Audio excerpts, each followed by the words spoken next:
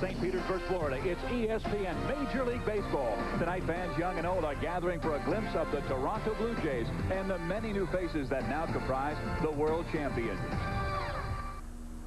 Baseball as champions. At one time, the faces of the heroes were as familiar as their very uniforms. But baseball has embarked on a new era, and the Blue Jays have capitalized.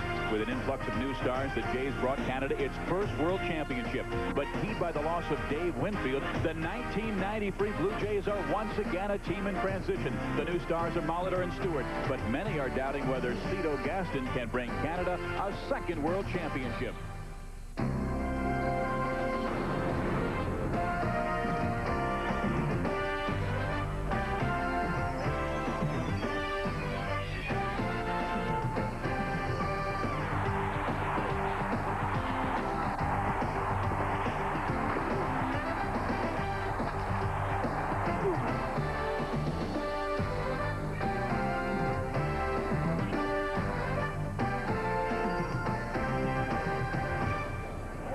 This is Al Lang Stadium in St. Petersburg, Florida, where tonight we bring you the world champion Toronto Blue Jays and the St. Louis Cardinals.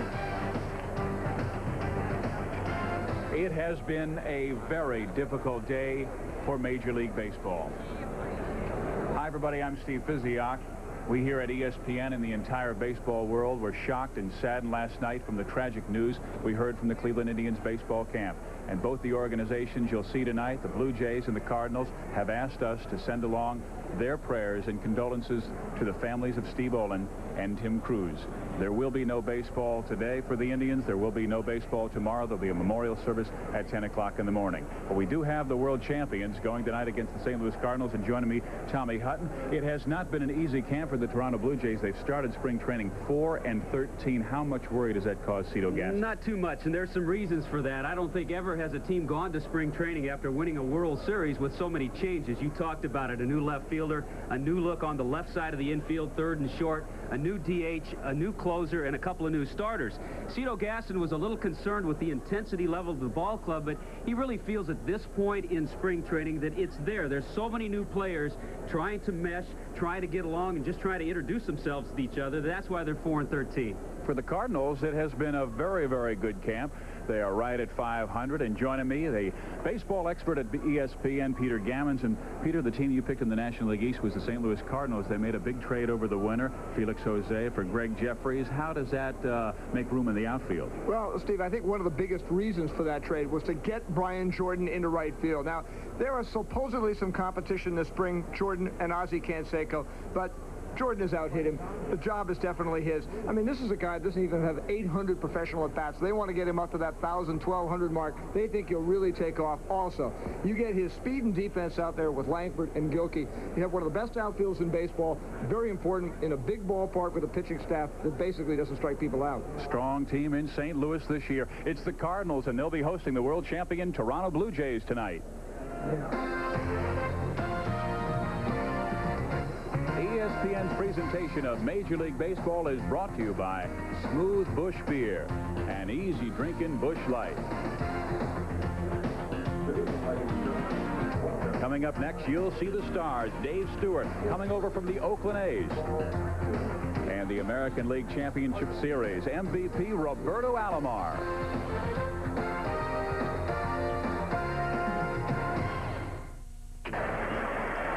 A sellout crowd here at Al Lang Stadium in St. Petersburg, Florida. Sold out because the world champion Toronto Blue Jays are in town. And let's take a look at the world champs lineup tonight. They'll lead things off with their fabulous center fielder, Devon White. He's a switch hitter. Batting second, Roberto Alomar, one of the top players in baseball. Hitting third is Derek Bell. He has to replace Candy Maldonado in left. Then it's Joe Carter, the right fielder, followed by the first baseman, John Olerud, and the third baseman, Ed Sprague. He's the man who must replace Kelly Gruber. Pat Borders is behind the plate. He hits seventh. Then it's Alfredo Griffin, the shortstop, and the pitcher, Dave Stewart, over from the Oakland A's.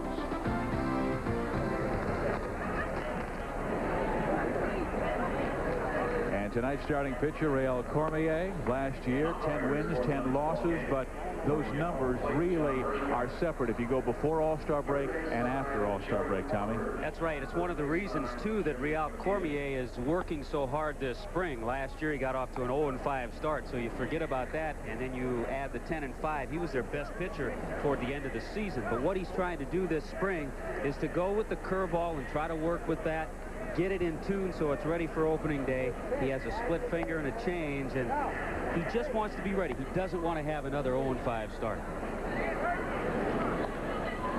Defensively for the St. Louis Cardinals, Peter brought out earlier, you need to have the good defense when you have guys like Cormier and Tewksbury who throw the ball over the plate, don't walk many guys. A great young outfield in Gilkey, Langford, and Jordan. Ozzie Smith at short. We're not getting a look tonight at Todd Zeile at third or at Greg Jeffries at first base. They're nursing slight injuries. It's a day-to-day thing. But we will see the Wizard, and we will get a look at that good young outfield. And there's the manager of the St. Louis Cardinals, Joe Torre. He was their MVP back in the early 70s when he hit .363. And he has all kinds of fans all over baseball who love his managing skills. And Peter, this man has really brought this program up from the last place finish that he had back in 1990. I think he's the one guy that could have really come back to St. Louis and replaced Whitey Herzog, who was an icon. But Torre has been very patient with his team, and they've completely rebuilt it, turned it over in 2 years, and they've now got a team. There's almost no one on the team with more than 5 years experience, but they've got tremendous amount of ability. Two clubs you might be seeing in the World Series in the late 90s, because I understand the Blue Jays organization, like single A, double A, is outstanding. And Cito Gaston, he has to be smiling when thinking of the future, but right now he's thinking of just this year, and there will be some changes this year. He still has many question marks that must be answered. You know, Cito Gaston has been a part of the Blue Jays organization since 1982 when he was named batting coach. He told me the other day, since that time, all those years, this year is the most decisions any Blue Jay manager has ever had to make. Well, here's Devon White. Right now he's enjoying a strong spring at .393, coming off a .248 campaign, and that was way down after a stellar 1991 when he hit .282 and scored 110 runs.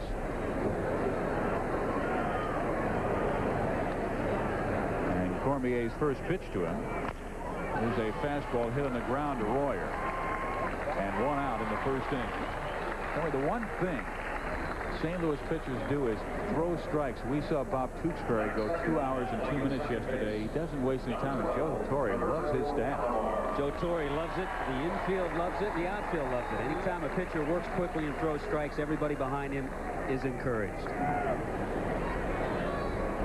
I would imagine if I'm a young pitcher, I go over and sit next to Mr. Tewksbury. He seems to know how to pitch. Here's Roberto Alomar, one of the top players in the game, the American League Championship Series most valuable player. He hit .310 last year, wonderful on-base percentage, and he's enjoying a fine spring at .444. Good pitch by Cormier.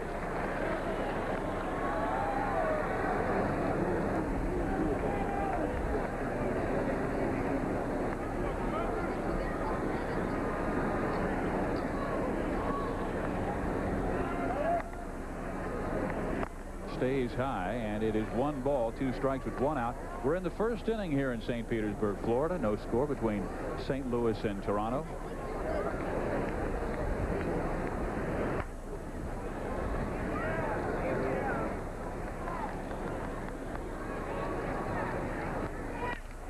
And Alomar fouls it back. Now, Tommy, I was taking a look at my notes. I did 2 games with Cormier last year. One was in May, and the other was in August, and there was such a dramatic difference in just the confidence in the quotes that I took down from this young left-hander. One of the other little things they're working on, when he gets ahead, as he is right here, 1 and 2, he had trouble last year when he got ahead making the proper pitch. He'd make too fat of a pitch. That's a good pitch. When you're ahead, you want to get the hitter to chase something. Tough to get Alomar, though, who's such a consistent hitter. This is a good battle. Young pitcher, young hitter. There's one other thing, Tommy. The last couple of weeks, the one thing he's been trying to fool around with on the side is to come up with a little sinker and a little screwball to pitch away to right-handed hitters. Tonight, he's trying that for the first time. All of a sudden, the last time he worked, he came up with a lot of movement. Fastball misses inside. The count evens at 2 balls and 2 strikes. And there's Joe Coleman, who says, throw strikes and please throw more fastballs than the other junk. He does a terrific job, and he said Cormier's confidence was such a difference. It was the confidence in that hard stuff. And there's the fastball on the outside corner, and he strikes out Robbie Alomar. And also that fastball had a little movement. He showed Alomar something inside. Now watch when he gets the outside corner. And here's a guy who we think is just a little lefty who's going to dazzle him. That was a 91-mile-an-hour fastball. Guys like Cormier and Tewksbury want to remind us all the time that, yeah, they do have a fastball. Well, Tewksbury was upset because somebody on the air last night said, oh, junk balling Bob Tewksbury. Well, he's got it in his computer, 66% fastballs last year. And a swing and a miss for Derek Bell. I met Bob Tewksbury's wife and his son last night, and his son's only 2 years old, but yet Bob had his wife take down his son and throw fastballs and have them clocked. Probably threw strikes, too, didn't he? He threw strikes, but there was no measurement on the gun, and I told his wife, oh, just like Bob, no measurement on the gun. There's a smash to left center field, and he drops for a base hit. Cutting it off is Bernard Gilkey. And 1 on, 2 outs here in the top of the first inning.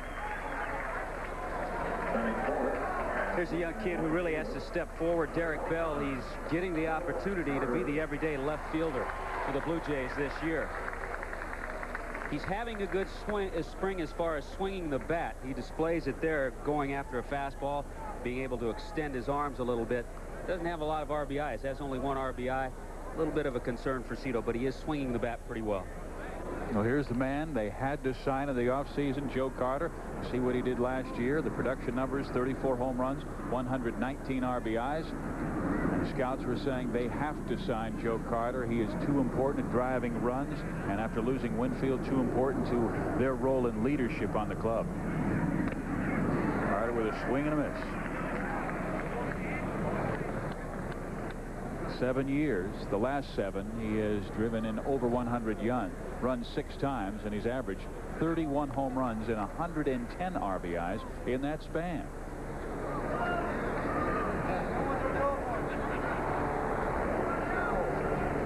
And assured us all that he's not worried about the poor spring he's having so far. 2 for 24. Wow. Actually, he's 0 for Florida. The 2 hits were in Toronto. Is that right? How many fans do they have at those games up north? The Blue Jays played the Dodgers in 2 exhibition games. That's 76,000 plus for the 2 games. That'll make you some money. Maybe they can get that 5th starter they're looking for. 2 outs. Derek Bell at first base. He is a modest lead. Cormier brings it home, and it's up and into Joe Carter, and it's even 1 ball and 1 strike.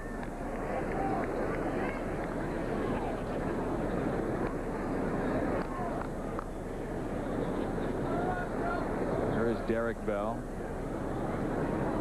No one pushing him this year. Candy Maldonado was behind him last year. Derek Bell opened the season starting outfielder, but broke his hand in the 2nd game against Detroit. And Carter smashes it to left field. Gilkey racing back, reaches up to make a nice running catch.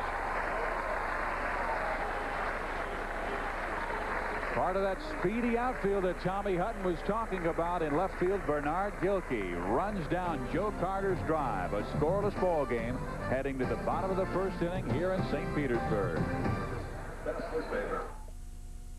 Bottom of the first inning here in St. Petersburg, Florida. Let's take a look at the starting lineups. Joe Torre will run out tonight. This year he is going with a new leadoff man, and that will be Geronimo Pena, his second baseman, a switch hitter, very quick infielder. Ozzie Smith bats second. He batted .292 last year. Bernard Gilkey in left field hitting third. Then it's Ray Langford, a sensational center fielder. Brian Jordan, the man Peter talked about in their open. He'll be in right field. Rod Brewer at first base. Then it's Stan Royer hitting 7th, the third baseman. Tom Pagnazzi hits 8th. The catcher, Real Cormier. The pitcher bats 9th. On the mound, the man coming over from the West Coast, Dave Stewart, 12-10 last year, .366 earned run average. Tommy? Not a bad year for a lot of pitchers. A little bit of a disappointment for Dave Stewart, but he did have some elbow problems. He's healthy now, and what he told me he was going to try to work on tonight, his last outing in spring training, he threw a good fastball, a lot of fastballs, but was wild. He had too many walks. I said tonight, and this is what pitchers will do in spring training, early in the game he's going to try to establish the fastball first couple of innings. Then he'll try to establish the forkball a little bit later on, and then hopefully the last inning he pitches, try to mix them together. Yeah, he was saying, I'm just going after the outs now, not the strikeouts. Here is Geronimo Pena, and the fastball is high. Geronimo Pena, last year at 305, surprising power numbers, 7 home runs for a second baseman in limited at-bats. His problem has been staying healthy. And there's a fastball on the outside corner for a strike. It's 1 ball and 1 strike. That was actually the problem for anybody that played second base last year for the St. Louis Cardinals, staying healthy.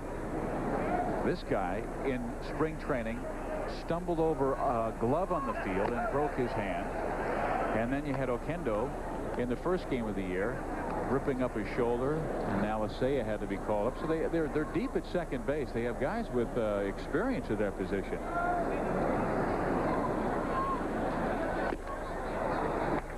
See, but this is the guy that they really want to play. He's a very important factor in their offense because his dimension, as you mentioned, the power, he's a guy that can hit 15, 18 home runs, a lot of extra base hits, and I think he can steal 50 or 60 bases.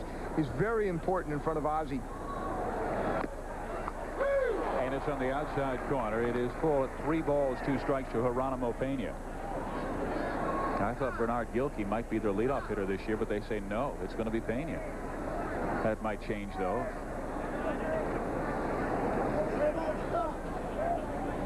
The 3-2, and it stays high and away, and Dave Stewart has walked the leadoff man in Geronimo Pena. Well, we've talked a little bit about the defense of the Toronto Blue Jays and the things that they have to answer, the questions. The left side is the key. Sprague has worked a lot. He's improved daily. Will he be the answer? Only 162 game schedule will tell. Shortstop's either going to be Alfredo Griffin or Dick Schofield. I would say Schofield right now, his arm is improving. His shoulder may have the edge over the veteran Alfredo Griffin. Schofield, no youngster either, but he's played a lot, and he's played very well. Well, with Pena at first base and a threat to go, Ozzie Smith is the batter, and Pena is not going as Ozzie squares to bunt. And Peter, what about the shortstop situation? I know you were talking, to Dick Schofield today? Well, I was talking to Cito about Schofield, and Schofield played in the B game this morning, made 2 very difficult throws, made them well. Matter of fact, Cito said shortstop is not going to be the problem. Schofield, he thinks, will be fine all season. Well, he had only 7 errors last year and over 600 chances. Hey, fewer errors than this guy hitting. The 13-time Gold Glove winner.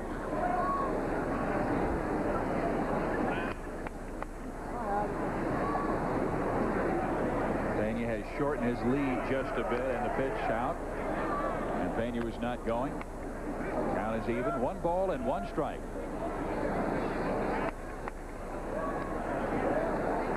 It's like Old Man River. He keeps rolling along and getting better with age. He explained that to me also, the reason for that strong improvement. You know, he said early in his career, everybody always told him, swing down on the ball, swing down on the ball. He did that and would hit little choppers out in front of the plate. He finally realized under Whitey Herzog that you swing down at the ball and then level your swing out and then drive the ball. After he started to do that, he really blossomed. Pena, a little stronger lead over at first base. The count to Ozzie Smith is 2 balls and 1 strike. Borders has checked with his skipper, Cito Gaston. And Pena is going. Ground ball. Griffin bobbles it. Pena is safe. And Ozzie's safe.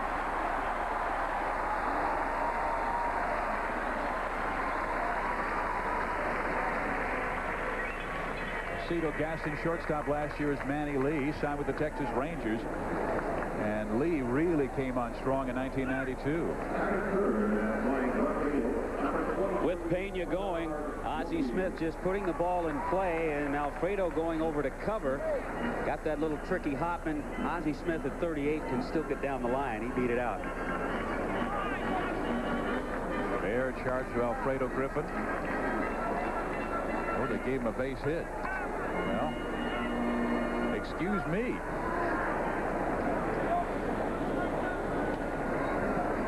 Here's Bernard Gilkey. Made that fine running catch to end the top of the first inning. 302 the average last year. 7 home runs, 43 RBIs. And Dave Stewart faces him with nobody out and 2 on. Pena, excellent speed at second base. Same crew at first base with Ozzie Smith.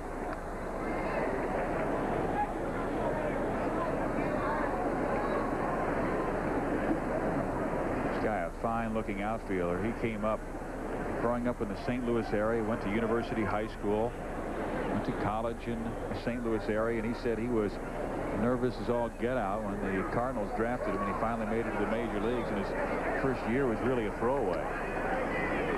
See what's happened now to Dave Stewart. We talked about earlier how he wanted to establish that fastball. Well, he hasn't been able to do it, and all of a sudden he's in a little bit of a jam. He walked the leadoff man, and then the infield base hit, so now he's just trying to pitch. All of a sudden the competitive nature comes out of a pitcher, and he's trying to pitch out of this situation. A lot of walks in the spring training. 9 walks in only 10 innings. And he walked leadoff man Geronimo Pena tonight. Outside corner, got that one in there, and the count is 1 ball, 2 strikes to Gilkey. Peter, how badly do they need this fella to come around and fill out the rotation this year? They really need 220, 230 innings from him.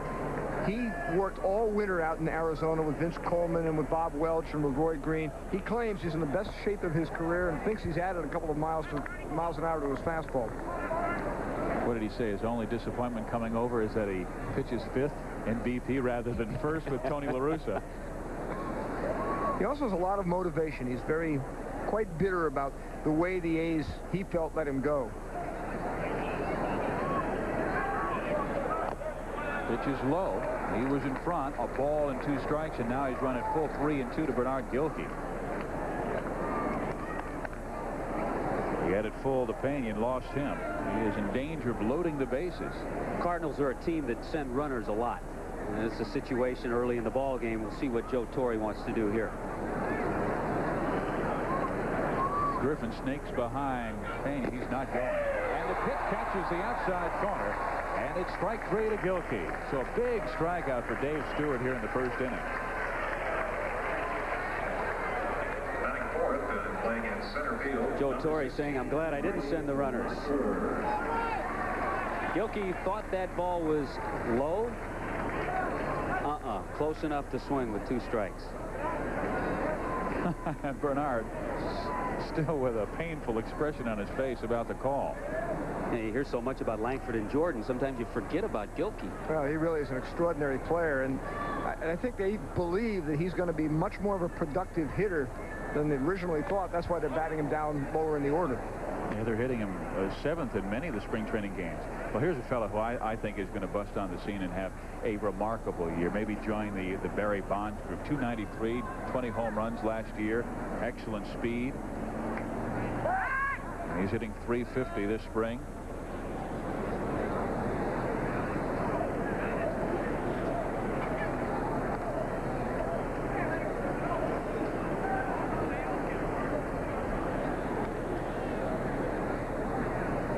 Runners not going. Pitch way inside.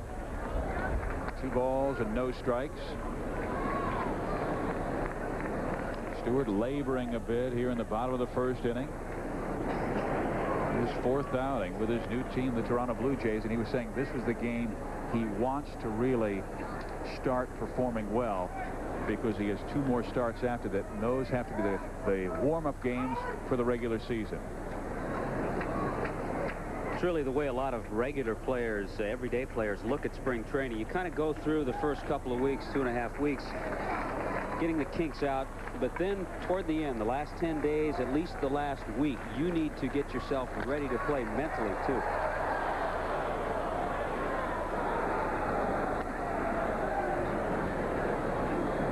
Count to Ray Langford, 2 balls, a strike. We have an out. Pena's at second base, Ozzie Smith at first. Langford, then Jordan, then Brewer. If the Cardinals can keep things going against Dave Stewart. He was already thrown 19 pitches in this first inning. Langford fouls it off, evens it, 2 balls and 2 strikes.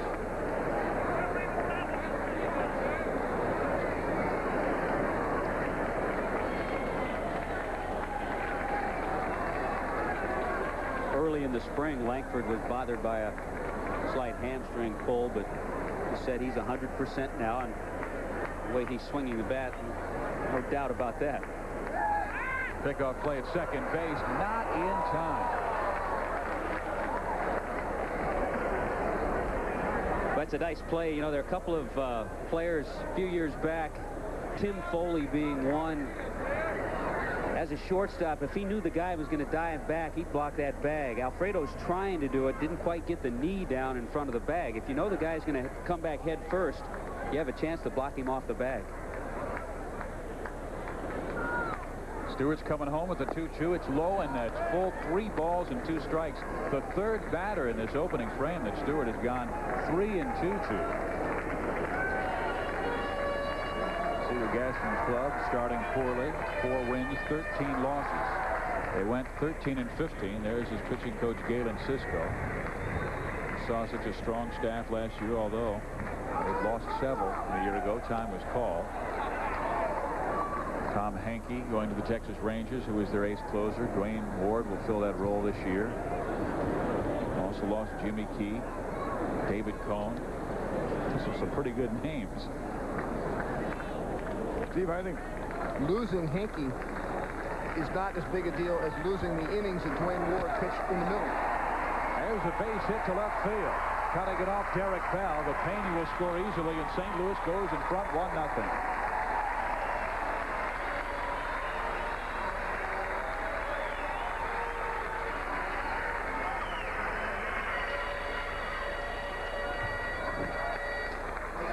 This is one of the reasons Ray Langford led the Cardinals in 13 offensive categories with a stroke like this. He doesn't try to pull that pitch that's moving away. He goes the other way. And then to back that up, it was good base running by Pena. He knew where Derek Bell, the left fielder, was playing. He knew the ball would drop. Never hesitated when he rounded third base. Cardinals in front 1-0, bottom of the first inning, and there's Ozzie Smith at second base, and they go with the pickoff play at first.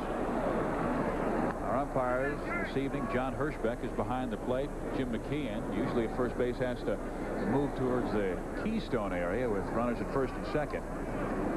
It's another part of spring training. That was a play that the Blue Jays were working on. All teams do. They usually have a half field, an infield, where the pitchers work on different pickoff plays. That's down the line with foul, and the count no balls and 1 strike to Brian Jordan. Those are his numbers last year. Jordan hitting .400. And really a conversation with his skipper, Joe Torre, before the season began, inspired this fellow to take hold of that right field spot. Torre challenged him about, hey, if you don't win it, we're sending you down. That's not what Jordan wanted to hear. It took him 2 days to get over a tough mood, and then he just put on his football face and went out there and just took over right field. You know what that says too about Joe Torre? It says that he knows the makeup of his players. There'd be some players you wouldn't want to say that to. They may roll over and die. You said, if you don't make this club, you're going to AAA. He knew, though, if he said it to Brian Jordan, it would get him ready, get him playing his best. Jordan blocks the plate nicely, and the count 1 ball, 2 strikes to Jordan. Ozzie Smith, 38 years old, but still with splendid speed at second base. Brilliant speed with Ray Langford at first. Brian Jordan, plenty of power at home plate.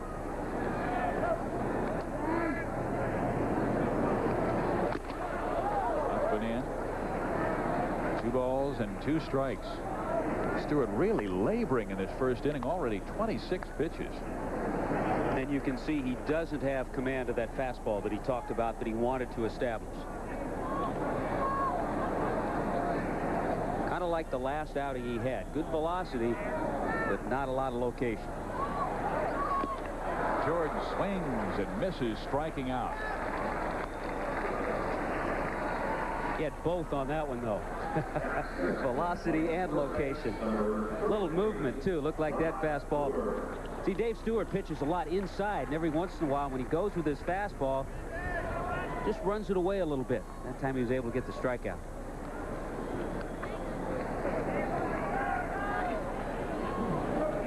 Here is Rod Brewer. guy who can play around the infield. He can play third, first, and all the outfield spots. We would prefer to have him at the corners in the outfield, but very versatile. 301 his numbers last year, and also hit 18 home runs at AAA Louisville.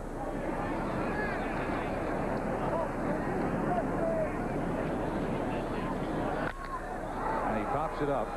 Left field side, racing over is Derek Bell. It will be out of his reach.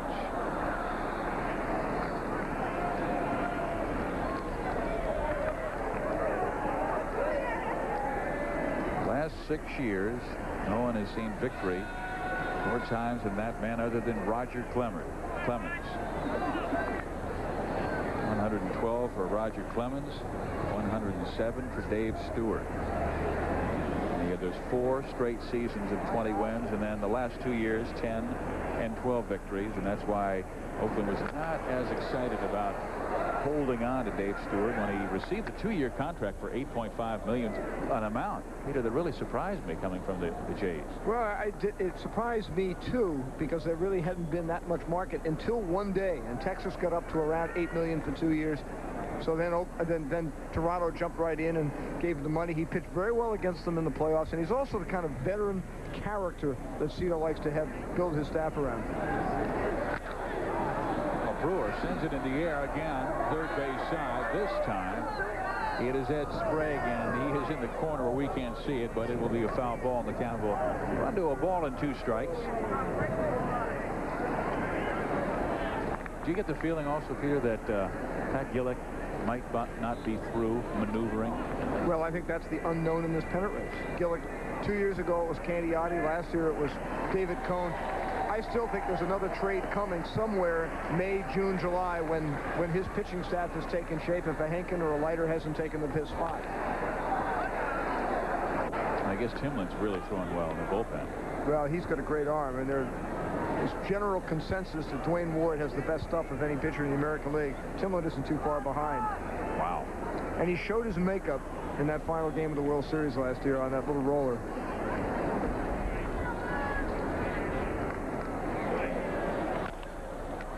Chopper. Stewart knocks it down, throws out Brewer. But the Blue Jays come up with a run off Dave. 1-0. Was with a 1-0 lead on the Toronto Blue Jays, and to lead things off, John Olerud, slick first baseman for Toronto. There's a look at Al Lang Stadium here in St. Petersburg, Florida. Sellout crowd. It has been sold out wherever the Blue Jays whirl around this great food league. Ray L. Cormier plays Olerud. Will start this second. Had a great talk, Steve, with Cito and with Galen Cisco, who's now talking with Dave Stewart. Galen, the pitching coach with the Toronto Blue Jays. And I said, how do you handle a veteran such as Dave Stewart, who for years has been handled by one of the best in Dave Duncan? And he said, well, I handle him by just telling him, go out, do your work, because I know you're professional enough to do that. If I see a mechanical flaw, I'll mention it to you, but unless you want to change something, then you come to me.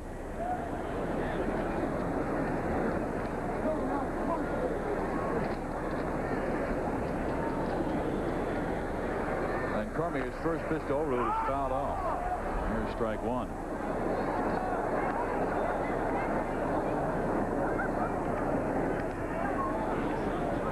.284 the number, 16 home runs and 66 RBIs.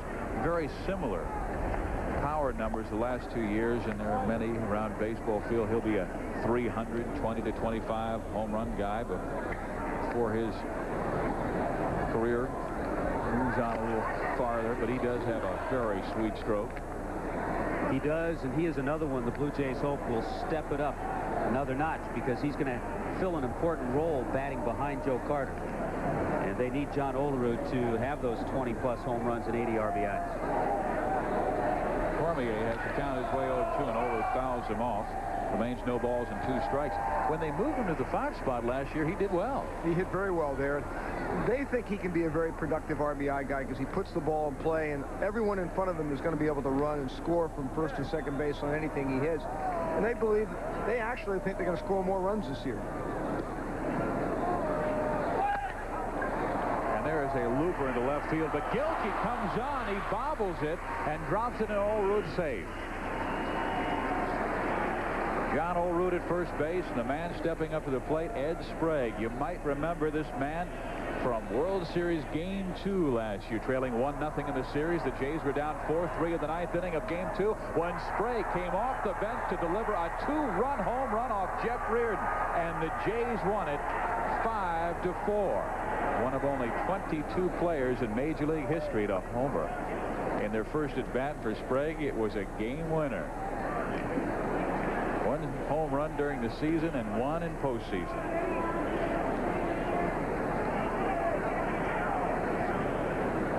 First base, he has no threat to go. Very slow over there. Peter, I know you were talking about Sprague, and what Pat Gillick said was, I'm not worried about our production guys. Middle of the year, I think Sprague and Bell are going to be just fine. I don't think anyone worries about Sprague's production. He can be a big-time power hitter. The biggest thing for him is readjusting to third base, which he hasn't played since 1990. Early in spring training, he was just trying to get used to seeing the ball from that side of the infield again. Now he's starting to make different plays. I saw him play third base at Stanford, university near where I live, and he played a very solid third base, and he was one of the best clutch hitters in college baseball that I had a chance to watch. Yeah, I think it'll be fine. I think the problem and one of the small concerns of the Blue Jays is if him trying to learn to play third affects his offense. Go. Well, he rips this one hard to left, and Gilkey fighting it, and much like the last drive from Olerud, he bobbled that one. He has to the old Willie Mays catch, and there's one gone with Olerud still at first base. Well, Gilkey getting tested. He was charged with an error on the ball that Olerud hit. That one was a little slower. He had a little more time to get to.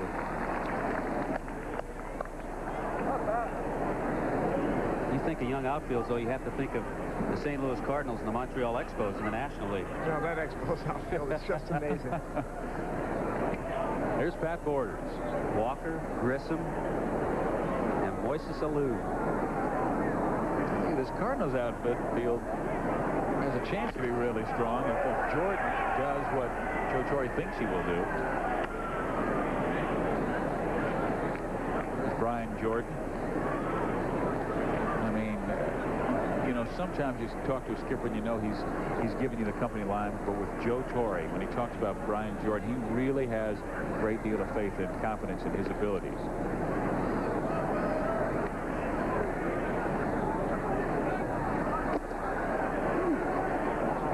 At Borders, but this time last year, all the rumors from Toronto were that the Blue Jays were going to go and pick up the Padres' Benito Santiago, but Borders came up with a solid season, and he is the catcher for right now, and they have some wonderful prospects, I understand, in the Jays organization. He was the MVP of the World Series. 1-1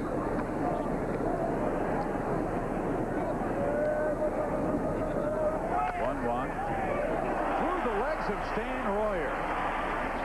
And one of the best defensive teams in all of baseball struggling here in the second inning with a pair of errors.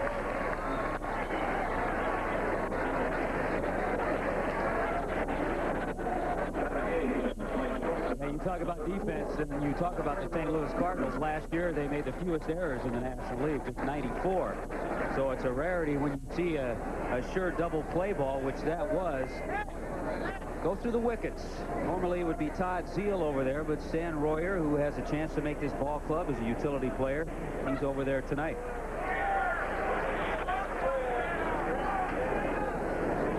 Stan came up through the Oakland A's organization, the first-round draft choice back in 1988.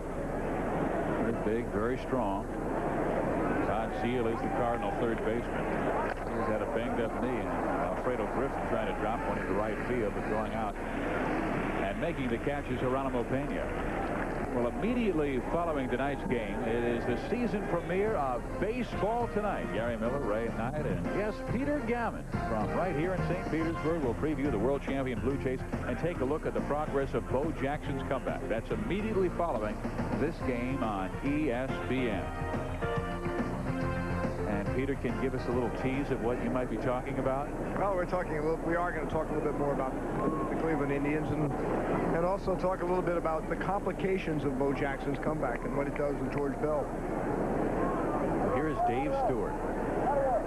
Many times you see him swing a bat. Hey, he came up as a catcher, an excellent catcher in the Oakland High School area. All-American tight end and linebacker. See, I like it when pitchers don't get an opportunity to hit very much. Look, he's right down on the knob. He doesn't want to flare. Deep. He doesn't want to flare one. He wants to drive. One of our ESPN partners always said, Jerry Royce, if you're going to strike out, go down swinging and swing hard and make yourself look good. Cormier showing him some respect. He's 2 balls and no strikes. He didn't want to get one in Dave's wheelhouse.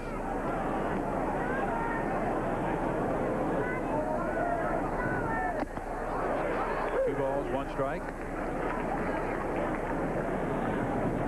Oddly enough, Real Cormier, the only Canadian on the field, even though the Cardinals are playing the Toronto Blue Jays from Moncton, New Brunswick, said he was a Expos and a Cardinal fan as a kid.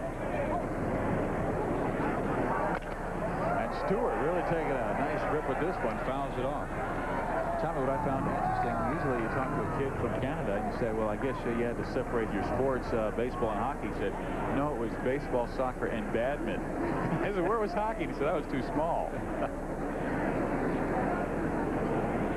From a fishing community. He said his mom worked at the lobster company in town. And Dad drove this trucks delivering the lobsters. I wanted to play baseball. The 2-2 pitch. And Stewart sends it up the middle. Pena sends it to Ozzie Smith. And Cormier with another nice inning here in the second. Welcome back to Al Lang Stadium in St. Petersburg, Florida. 1-0. St. Louis leads the world champion Toronto Blue Jays. And we'd like to welcome the fans watching in Canada. They're World Series heroes on TSN. Here's Stan Royer to lead things off here in the bottom of the second inning. We followed by Tom Pagnozzi and then Dale Cormier. And there is a smash to left field, but dropping back and taking care of it, Derek Bell. 1 out. One of the stars several years back for the St. Louis Cardinals was Joe McGrain. Remember the 1989 season when he won 18 games, but then suffered some elbow problems, and he is alongside us. And Joe, how's the health? It has been 2 years since the surgery. Well, everything feels great as of right now, Steve. My arm feels healthy. We've been extending it now in spring training and throwing a little bit longer and extending it inning per inning. And as far as my arm bouncing back, which is the main issue, it's been doing really well right now, and so far I've been pleasantly surprised. Joe, have you gotten past the point where you're worried about re-injuring it? Yes, Peter, I have, and it took a long time to really get through that mentally. And I talked to Tommy John about it last summer, and he just said you just have to get to the point where you just have to reach back and just let it go and not worry about it. That ligament that they put in my elbow is 10 times stronger than the existing ligament that was in there before, so I don't really worry about it, and it's not too much of a concern for me right now. Well, Joe, you looked like such a confident pitcher on the mound back in 1989. Do you have the same kind of focus and confidence? I have the same type of focus and desire to do that, but one of the things that I'm constantly making a lot of delivery changes. I'll tell you what, Joe, wouldn't you know it? We get you on, and there's 3 quick outs. We'll talk to you later, Joe. Good luck to you. 9-0 lead on the Toronto Blue Jays here in the top of the 3rd inning. And ESPN spring training coverage continues on Sunday night when the American League West champion Oakland A's, led by Mark McGwire, who slugged 42 home runs a year ago, take on Mark Grace and the Chicago Cubs. That's this Sunday night at 8 Eastern Time, 5 o'clock Pacific on ESPN. And one reason you might want to watch Dave Stewart's old team and take a look at Mark McGwire's, he's put on another 20 pounds this year. I'm going to tell you what, it is all muscle, and McGwire he's already hit 4 home runs, and he's looking marvelous. You know, we established that Joe McGrane's teammates just got back at him very well with that 4-pitch inning and not allowing him much airtime. How about that? He should have picked Dave Stewart's first inning when he threw 33 pitches. We could have had McGrane on talking about his golf game and about high school. Well, here we go, top of the third, and Devon White will lead things off. Grounded out to third, his first time up to start this game on the very first pitch of the night. White, Alomar, and Bell here in the third.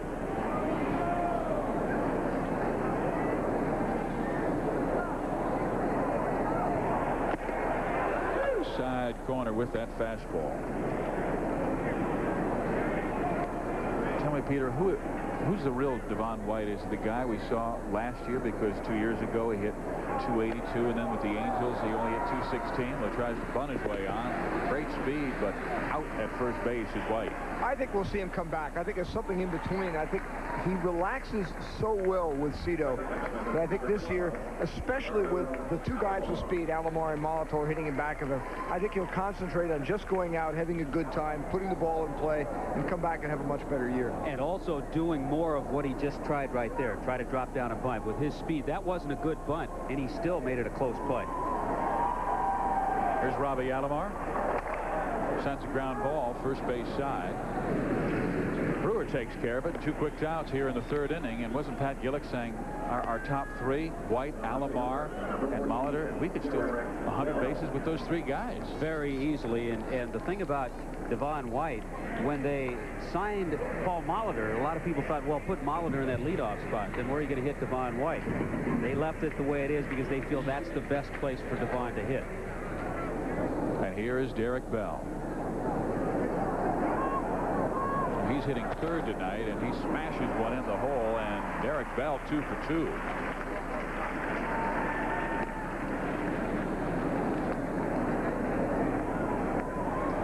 Well, Derek Bell, who went to high school here in the Tampa Bay area, trying to show off for some of his fans. We saw the first time up, remember he got that low pitch, almost an identical pitch from Cormier, down and away. And when Derek Bell can do that, any power hitter that can get the arms extended in that fashion, they're going to have success. Cormier will have to start thinking about coming a little more in to Bell the next couple of at-bats.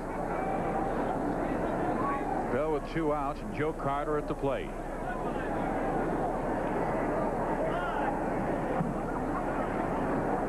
He's now 2 for 25 in spring. How about the 2 big run producers? Carter and Cecil Field are the kind of springs they're having. Didn't Sparky say he was trying to change Cecil's stroke? Cecil says, stick with the other guys.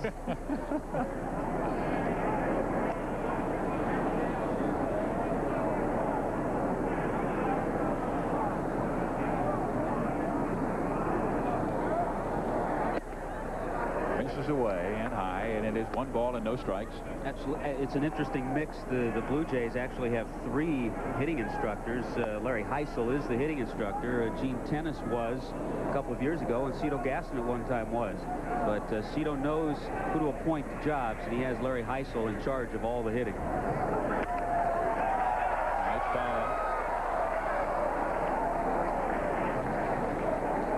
And your great managers usually do that, and the area I come from, Tony La Russa, I think is a master of letting Dave Duncan run the pitchers, and last year he let Doug Rader take care of the hitters and very rarely got involved. His job of organization and inspiration.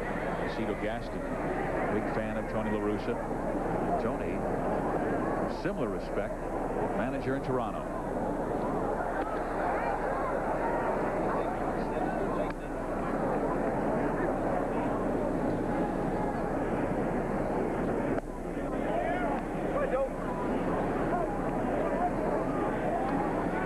Does a good job in holding runners.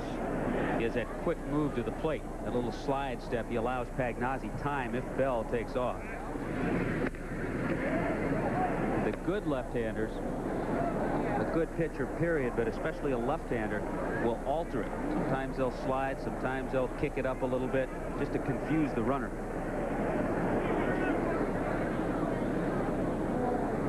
Bell has shortened his lead just a bit at first base. 2 outs and Carter swinging away and sending it to right field. Brian Jordan. Look out! And another fine inning for Ray Cormier. 3 shutout innings, 1-0 St. Louis. ESPN's presentation of Major League Baseball is brought to you by the local agents of the Farmers Insurance Group. Ask them about life insurance. And by Advanced Formula 2001 Super Protectant. Helps protect vinyl, leather, and rubber from fading.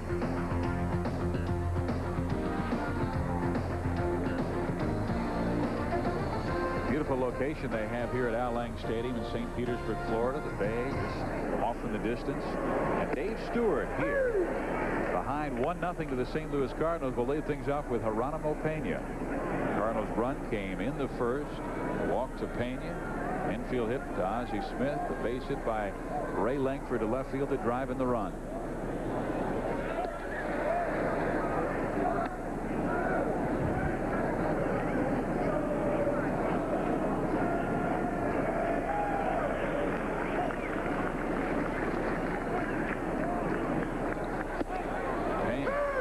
It in there, and he is behind the count, a ball and 2 strikes. It is the one area of his game they do have concern about, him leading the lineup off, and that is he does strike out a number of times.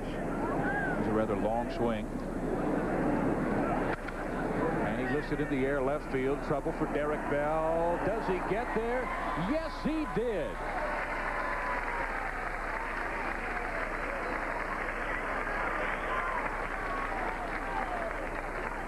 Derek Bell putting on a show here in St. Pete. A couple of base hits. Got a great jump. That's the only way you're going to make that play, is to get an immediate jump. As soon as the ball comes off the bat from a left-hander, it's going to be slicing away to the left fielder. Derek Bell played it perfectly.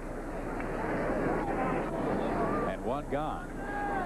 And Ozzie Smith at the plate. And Stewart's first pitch is fouled off. I'd say Stu has settled in a little bit after that first inning. Went 33 pitches first inning, then went 4 pitches the next inning, and has the first out of this third. And is in front of Ozzie Smith, 0-1. And it's fouled back, 0-2.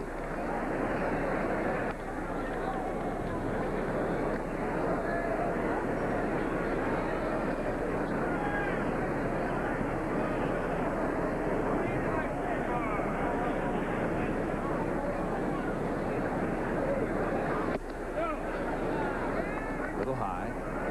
Ball, 2 strikes. He and Mike Singletary have similar stares. They both mean trouble. I don't think I'd want to go at either one of them with a football in my arms. You're right.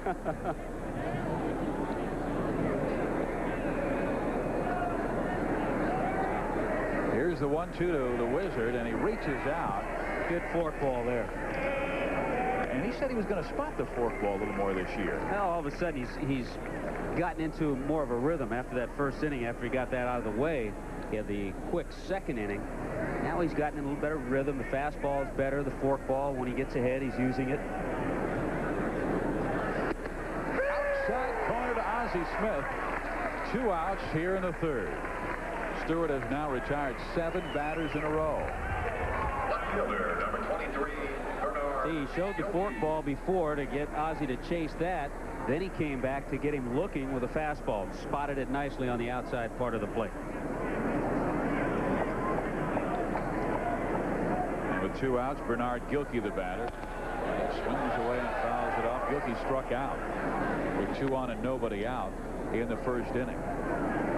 Stewart in a very difficult jam in that first inning. After that strikeout, Langford got the base hit, and then he got Jordan and Brewer. Fastball again, foul. Yeah, Dave even admitted, he said, I'm a smarter pitcher now. I thought he was pretty smart in those 4 straight years where he won 20. When you're a 36-year-old veteran, when you don't learn to adjust and become smarter, you won't be a 36-year-old veteran very long. You'll be a rookie in some other job. Yeah, and he's had a visit with Jim Palmer. The Hall of Famer from the Baltimore Orioles really helped him out because he said, Jim said, hey, every year after 32, I had to adjust a little bit my pitching selection, my approach to hitters, approach to the game. 1 and 2. And that is a concern of some of the Blue Jay people, the fact that Dave Stewart and also Jack Morris, another veteran who maybe they don't have the stuff perhaps that they did, but they sure have that guile out there. Something to be said for knowing how to win. Stewart and Morris know how to do that. Stewart gets Pena, Ozzie Smith, and Gilkey 1, 2, 3 in this 3rd inning. We head to the 4th here in St. Pete. Cardinals lead the Blue Jays by 1. World champion Toronto Blue Jays trailing the St. Louis Cardinals 1-0 after Ray Langford's RBI single in the 1st inning. And here's Tommy Hutton's Blue Jays projected lineup. This is what you say. Well, I had direct consultation with Cito Gaston on this one. I guess the only questions would be the exact order of the bottom part of the order. Sprague, Borders, Bell, and Schofield. They may mix up a little bit, but as far as the top part, you talked about the speed with White, Alomar, and Molitor. Those guys are going to go on base, steal a lot of bases. Joe Carter should have another 100 RBI season. I look for a lot of RBIs from Paul Molitor, too. I think so, Tommy. One thing, playing indoors in the dome is going to give him a lot different hitting. He's not going to have all the cold and the wind in Milwaukee. And he's a guy that goes foul line to foul line. He's going to get Alomar in from first base a lot during this season. And being the DH, he won't have to worry about the artificial turf as much. It's just the aluminum seats. They probably have cushions on in Toronto, don't they? In Sky Dome. Very comfortable there. John Olerud. But don't look for a bratwurst. I'll tell Paul Molitor not to look for the brat in the Sky Dome. There you go. They do have the best at County Stadium in Milwaukee. Side corner to Olerud, and it is 2-1. There will be occasions where Cito Gaston maybe 10, 15 times, if John Olerud stays healthy and plays well, that he might sit Olerud against a tough left-hander and play Molitor at first base. They also have the added luxury of having Darnell Coles, who had a terrific year for the Reds and is a very valuable utility guy, first, third, right, and left. And there's Darnell Coles. Darnell can play some third, play in the outfield, can certainly swing the bat.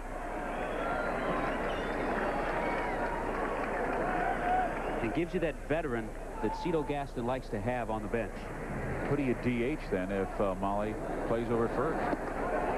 This is inside, and the count is full, 3-2. Well, obviously, if you did that, it would be against a left-hander, so maybe the guy we were just talking about, Darnell Coles. Well, that brings up Mr. Winfield. How much will his loss be felt in Toronto? Well, check swing ground ball. Royer throws out Olerud, and there's one gone to start the 4th.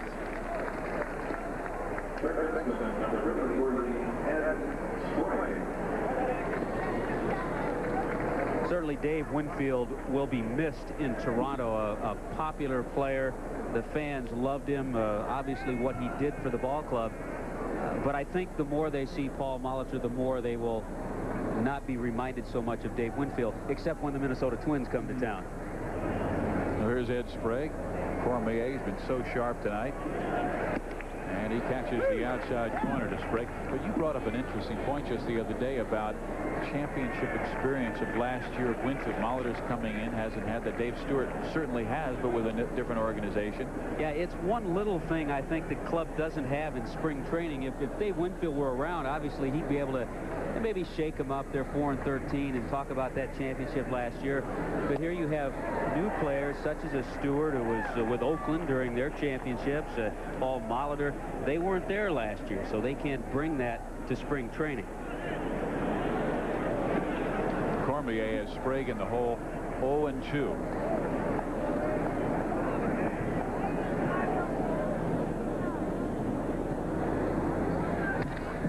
And Ed sends it in the air, right field. Pena calls everybody off. 2 outs.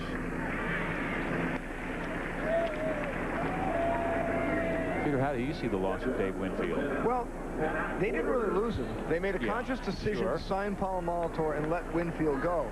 And I think they just felt that they could change the nature of this offense. There's also the other element that there's no one in the American League East who's going to go run away and hide. The Blue Jays aren't facing anyone like the Braves or the Reds in their division. So they're figuring that this team will mesh by June or July, at which time Pat Gillick will probably come up with another pitcher, and they can be close to as good as they were last year. Do you think the Oakland A's are in a similar situation because they did let some veterans go as well, and they have some outstanding prospects down in the minor leagues? I think so. I think another way, though, the A's, with guys like Steinbach and McGuire, have young players who really want to step up and take the roles of Stewart and Lansford, and I think the club has seen those guys step forward this spring in leadership capacities, really changed the A's quite a bit. Cormier to Pat Porters, who loops one to right field, but Brian Jordan right there. Speed of the Cardinals outfield. And 1-2-3 goes Toronto here in the fourth.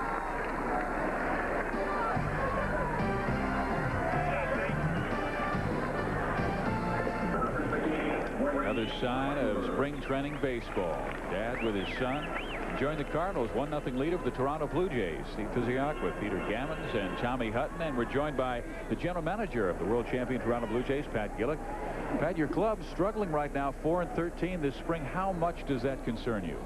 We're not concerned at the moment, Steve. I think that the time to get worried is probably 4 or 5 days from now. But, you know, all in all, I think that Cito's given a number of players an opportunity to play this spring, and we really haven't had our regular lineup in there. So I think the time to really get a little bit worried is probably, as I said, come Monday of next week.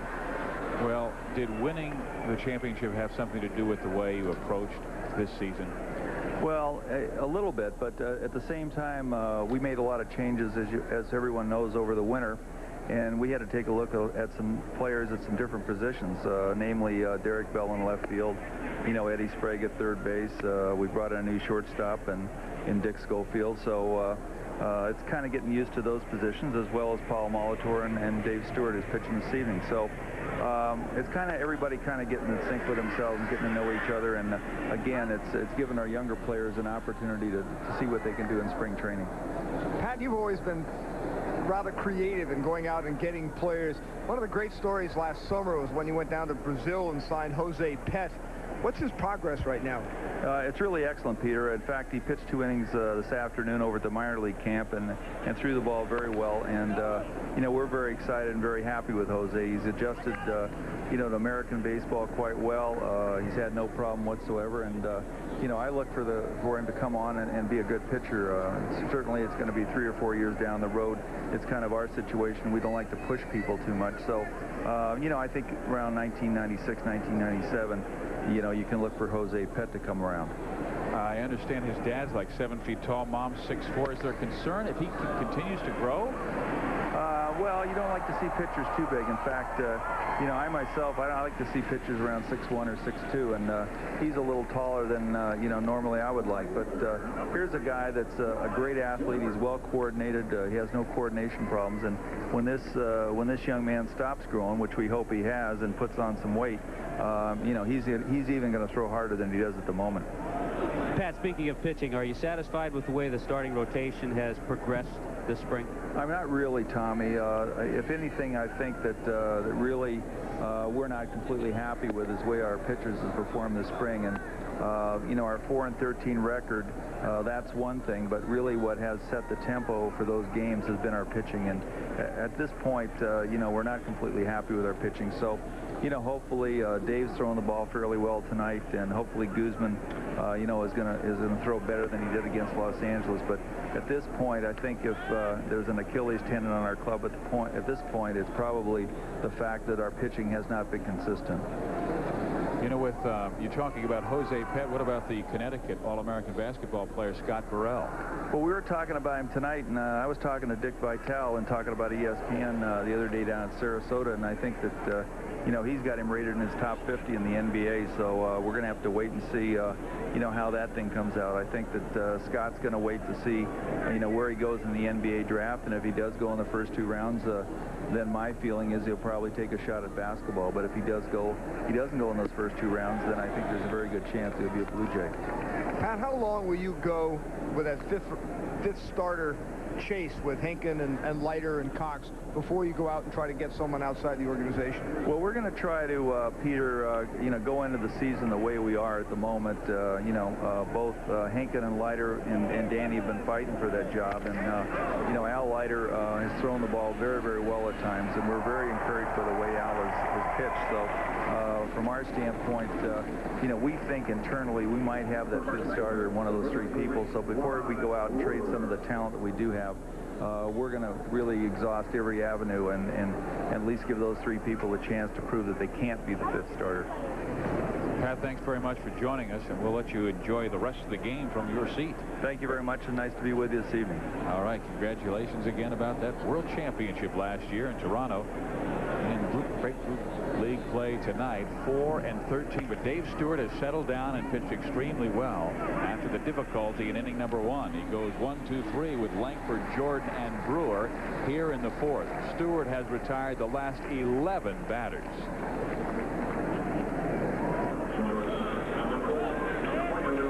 Cardinals with a 1-0 lead on the Toronto Blue Jays. Immediately following tonight's game, it's the season premiere of Baseball Tonight. Peter Gammons, Ray Knight, and Gary Miller. Peter will be coming to you live from St. Petersburg, Florida. Can't fly to Bristol that quickly. We'll take a look at the progress of Bo Jackson. It's immediately following this game on ESPN, and we'll also have more on the terrible tragedy that took place with the Cleveland Indians family, losing 2 players, Steve Olin, Tim Cruz, and we pray for a speedy recovery to pitcher Bob Ojeda. Alfredo Griffin with a pop-up in foul territory. Rod Brewer takes care of him, 1 out. I tell you, Real Cormier certainly living up to his billing. So far, he has not walked anybody. Last year, just 33 walks. The only pitcher that had a better ratio was his teammate, Bob Tewksbury.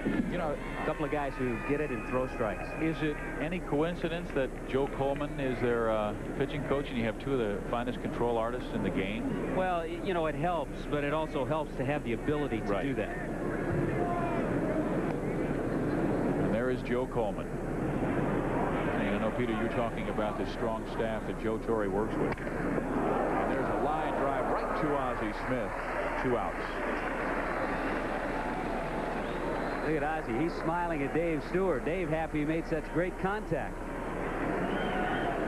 He's saying, okay, I'm going to give me a nice little fastball out over the plate. Don't jam me. I don't want to hurt my hands. He gets around on it. That's why he came up as a catcher. A little big swing, though. He has to shorten that swing down a little bit.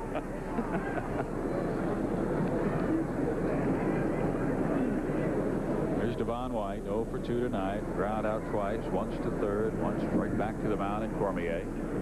Spring average has dropped from 393 to 367. In there for strike 1. Well, Don Baylor was the hitting instructor last year. He has gone to be the skipper of the Colorado Rockies. Chris Chambliss taking over in that role.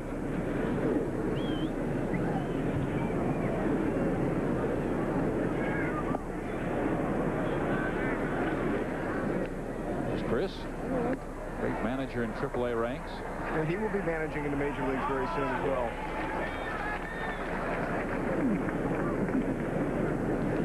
One of those guys in baseball, Peter, when you talk about him, you hear nothing but nice things. And yes, he will be.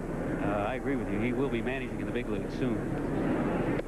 I think one of the things that really will help him, as it helped Baylor, is working with Torre, who's been through negative situations with the Mets, gotten fired twice, can learn a great deal about managing and about also using your staff, which Torre does so well. White pops it up. Right side, Brewer out. Cormier has been outstanding. He's thrown 58 pitches in the game, and 45 have been strikes. ESPN's presentation of Major League Baseball is brought to you by Calcium-Rich Tums. Tums helps wipe out heartburn and gives you calcium.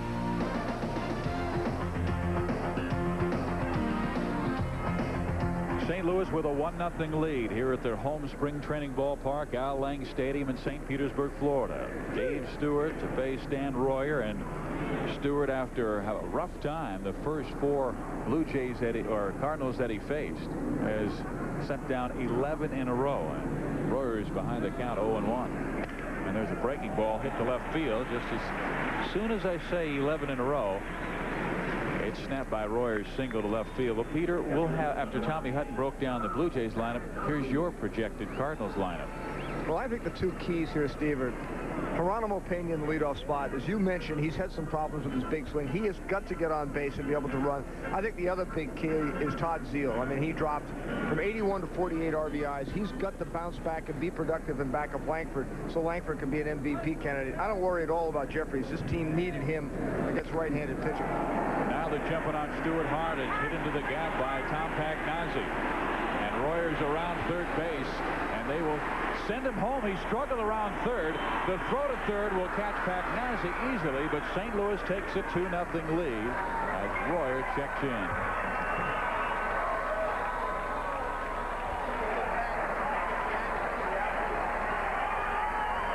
You talked about the way Dave Stewart had started to settle in, having retired 11 in a row, but the pitch that was a base hit to Royer was up.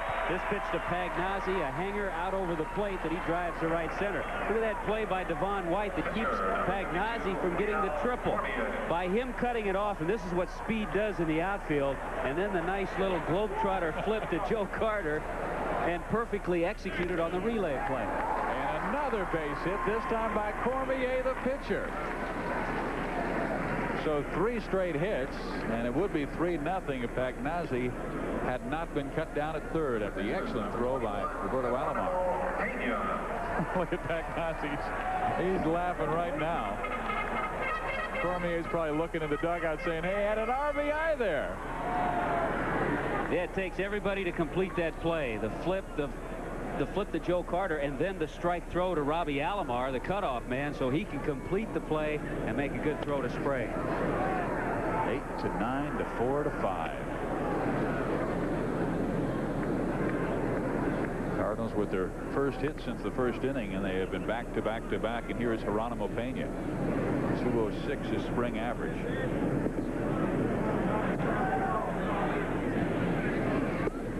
That's why teams like the Blue Jays, like the Cardinals, like Kansas City, teams that play in big ballparks, Houston in the Astrodome, they need to have that speed in the outfield, not Tom Pagnazzi type speed, but speed where they can cut that ball off in the gap and prevent those extra base hits. Sprague over will not have a play. But the story that Pagnazzi must be telling. Oh, yeah. It's very dramatic. He's going through the whole thing. See, he was demonstrating how he was running from second to third in slow motion. And that's why they completed the play. He's a gamer. He wants to be, and he told Joe Torre last year he wanted to play every game. All 162, and Joe said, not so fast, Tom.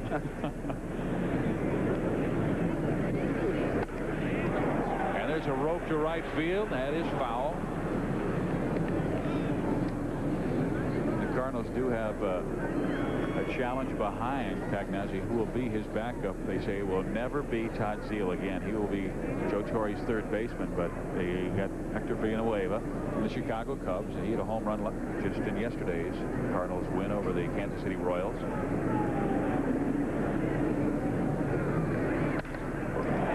Wow, they are ripping Dave Stewart here in the 5th inning. Going to third easily is Cormier. Runners in the corners with 1 out. You know, location, as we talked about early after Dave Stewart settled in, was so important to it. All of a sudden in this inning, pitches are up a little bit more, as that one was right there to Pena, and out over the plate. As soon as you start doing that, and then if the velocity tails off a little bit, you're going to get in trouble.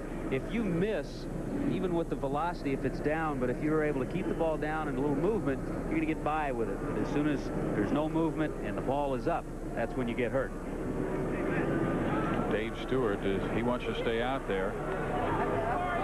He's talking with his pitching coach, Galen Cisco. Ken Daly has been warming in the Toronto bullpen, and he has been throwing extremely well. The former St. Louis Cardinal. They have been pleased with his comeback from both the dizziness he suffered last year and the elbow problems. Dave Stewart retired 11 in a row, and now 4 have nicked him for base hits. Ozzie Smith, the batter.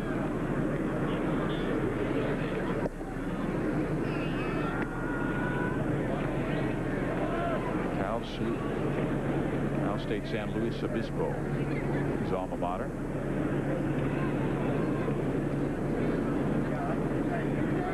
Runners at the corners, 1 out. And the 1-0 pitch in the air, left field. Bell is over. Tagging at third, Cormier, and he will make it home easily. And it is 3-0 St. Louis.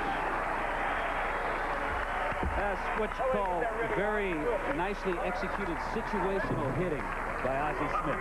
He knew with the runner at third base and less than 2 out, he wanted to get a pitch that he could drive into the air deep enough to score Cormier from third base. And even though Ozzie's not a power hitter, he was able to do that. This probably will be Stewart's final frame. Bernard Gilkey, the batter, with 2 outs, and the runner going, throw to second base, and Griffin's tag is in time to catch Ozzie or Geronimo Pena. But the Cardinals come up with 2 more runs in the inning. Borders throwing out Geronimo Pena, and it's 3-0 St. Louis at the end of 5.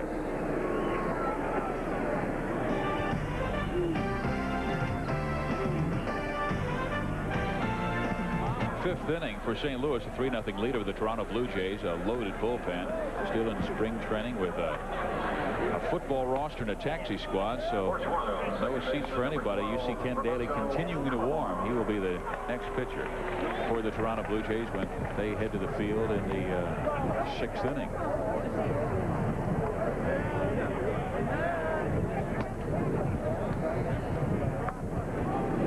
Roberto Alomar will lead things off. He is 0 for 2, a strikeout in the first, and a ground out to the first baseman in inning number 3. Drives one to right, but Jordan runs it down. Cormier looking so sharp here and making Peter Gammon smile just a little bit. How about that starting rotation, Peter, with St. Louis? Well, they really believe this is a very strong staff, especially now that they've got McGreen back to go with Tewksbury, the 2 veterans. Cormier is the one guy that can really strike people out, but there's another plus here, and that is down in the minor leagues they have a left-handed pitcher named Alan Watts, who throws 93, 94 miles an hour. True power pitcher. And they think if anything happens to anyone here, he can come up and be a dominant starting pitcher in a hurry. Matter of fact, Joe Torre says he's more advanced now than Donovan Osborne was when he started the season last year.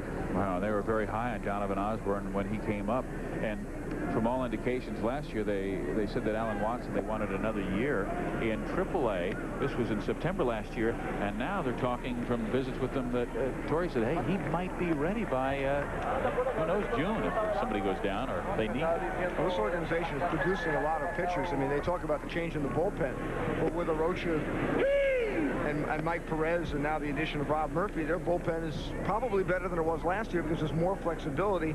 I mean, really, they had 2 guys that couldn't be used a lot in McClure and Worrell. They probably 1 to 10 are a much better pitching staff than they started the season with last year. So Arocha looks like he will make the relief staff, the young man who came over from Cuba. He threw exceptionally well in his last outing, and he's clinched a berth on the staff. Cormier's pitching has been outstanding all night long. He has allowed only 2 base hits, 1 in the first, 1 in the third. That last pitch, 92 miles an hour.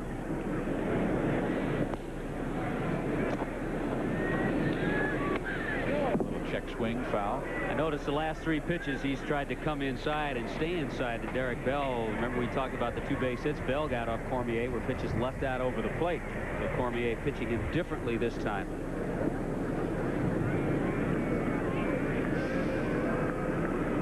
He has a count 2 balls and 2 strikes. He said when he came up last year and had that 1-7 beginning, he was a mid-picker trying to hit the corners. Too much respect for major league batters. Back inside. Now we're seeing him challenge the guys. That's something the Cardinal staff does very well, pitch inside. I saw Donovan Osborne in a game over in Philadelphia a couple of weeks ago. 3 innings, 5 broken bats. And it's an example, it's a tribute to how a guy can pitch inside even though he doesn't throw 95 miles an hour. Donovan Osborne threw in a game against the San Francisco Giants and beat them, and Roger Craig after the game said, man, he reminds me of Dave Trevecki. Remember, Dave would throw like 85 miles an hour and break how many bats during a game? Here is the 2-2 pitch. On the ground, and Derek Bell is 3 for 3. The average up over the 350 mark. Every once in a while, you just tip your hat. He pounded him inside with 3 or 4 pitches. Finally decided, well, I got to change my pattern. Give Bell credit for fouling off some of those tough pitches that were inside. Finally, Cormier went away. Bell got another hit. And Tommy, wasn't he vulnerable last year to that? Well, like so many good hitters, the breaking ball low and away. And 3 times we've seen him tonight work well with that pitch. Yeah, he's been real patient tonight and has had some good swings. Joe Carter, the batter, with Bell at first base. 1 out in the 6th inning. St. Louis leading 3-0. And it's 1 ball and no strikes to Joe.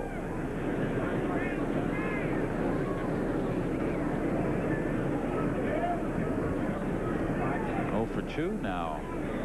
2 for 26 on the spring. And it's in the dirt. 2 balls and no strikes.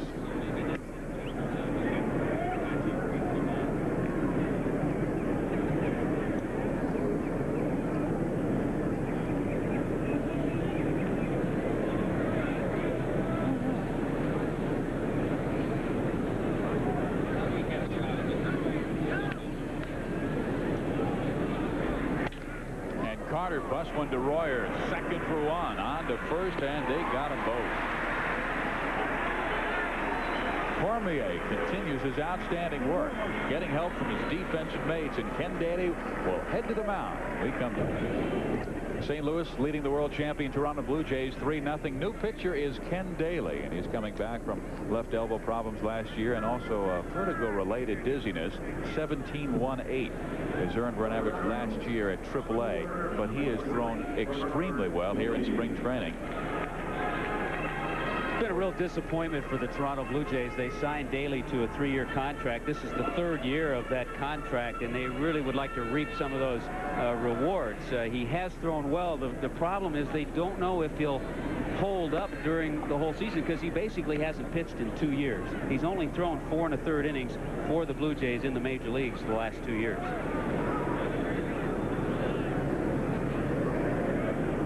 And here's Bernard Gilkey. And he takes a fastball on the outside corner. It is 1 ball and 1 strike. New right fielder is Darnell Coles, taking over for Joe Carter. Grounded into that inning-ending double play in the 6th inning. And new second baseman Luis Sojo, former Blue Jay, went to the Angels, now is back home. And Gilkey with a ground ball to Alfredo Griffin. And there's 1 out in the 6th. The thing about Ken Daly, it's kind of a catch-22 for Cito Gaston and the organization.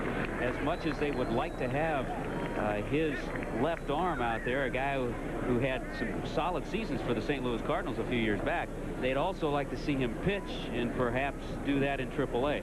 So they have to make that decision before spring training's up. Well, Tommy, they're also still very worried about the equilibrium. They're just still concerned that somehow a ball hit back through the middle, he might have some problems. And I think they'd like him to have some experience in AAA to show that he's over. So here's Ray Langford, who is 1 for 2 on the night, drove in the Cardinals' first run.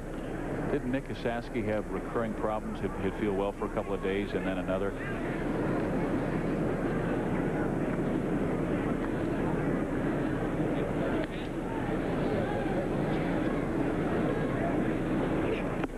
Swing and a miss, and Langford in the hole, no balls and 2 strikes.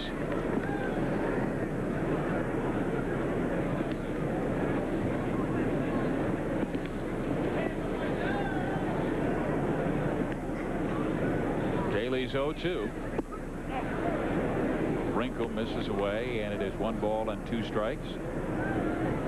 He had some terrific years with the St. Louis Cardinals, the best back in 1987 when he went 9-5 with a 2.66 earned run average. Setup man Todd Worrell. Ball high, and it evens the count 2-2. Pitchers now with different organizations. Daly, of course, with the Blue Jays, and Worrell went Los Angeles Dodgers way. He had some elbow tenderness earlier this year. We hope he's able to pitch for Tommy Lasorda. Well, after jumping in front of Ray Langford 0-2, he has come inside send the count full, 3 balls and 2 strikes.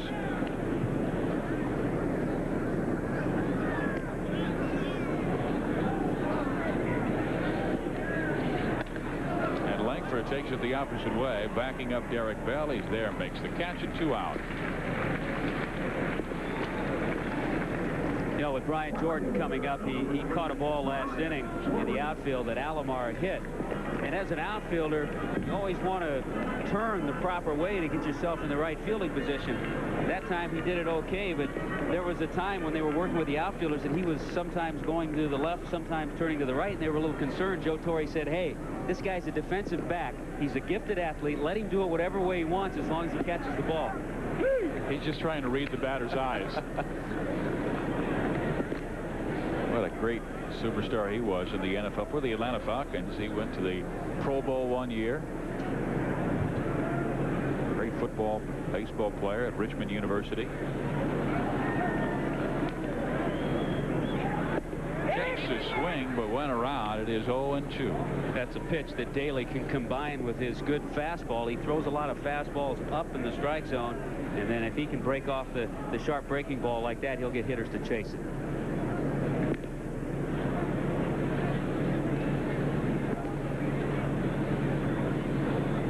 The 0-2. Wow. Inside corner, strike 3, and down goes Brian Jordan. Some terrific pitching from Ken Daly. He gets Gilkey, Langford, Jordan easily in the 6th. 7th inning we go. St. Louis with a 3-0 lead on the Toronto Blue Jays. And you can remember that ESPN is your home for basketball action as the National Invitation Basketball Tournament heats up. Wednesday, it's quarterfinal doubleheader. Providence and Boston College go head-to-head at 7:30. Look for some excitement in this game. The last time these two met, it went right down to the wire. At 9:30, the action continues with Minnesota and USC. USC has been one of the biggest surprises in the tournament, knocking UNLV out of the first round. And just the other day, taking care of Pepperdine. George Raveling, back-to-back 20-win seasons. New pitcher for St. Louis after Cormier through 6 wonderful innings is Mark Clark. And this is a fellow who is battling for a spot in the bullpen. That's right. You heard Peter talk about the setup of the St. Louis Cardinals pitching staff. Well, Mark Clark, along with some of those you mentioned, battling for that middle relief role. He came on last year, called up, started quite a few games. And basic pitcher, fastball, curveball, change, occasional split finger. But this is the time of spring where you get a pitcher in this situation that's had a little major league experience, finds himself in a battle. His outlook in this game, a little different than maybe a Dave Stewart, who started the game for the Blue Jays. Well, there's a breaking ball that misses inside, and it's 1 ball and 1 strike. New second baseman taking over for Geronimo Pena is Tim Jones. St. Louis leading 3-0. Start of the 7th inning. Olerud with a count 1-1, and there's a foul. Ball, 2 strikes. And Clark started really well last year at 2.79 earned run average in the first half, and then it seemed like second time around the league they really figured him out, hit him extremely hard. He had a 1-7 second half, and earned run average of 5.8.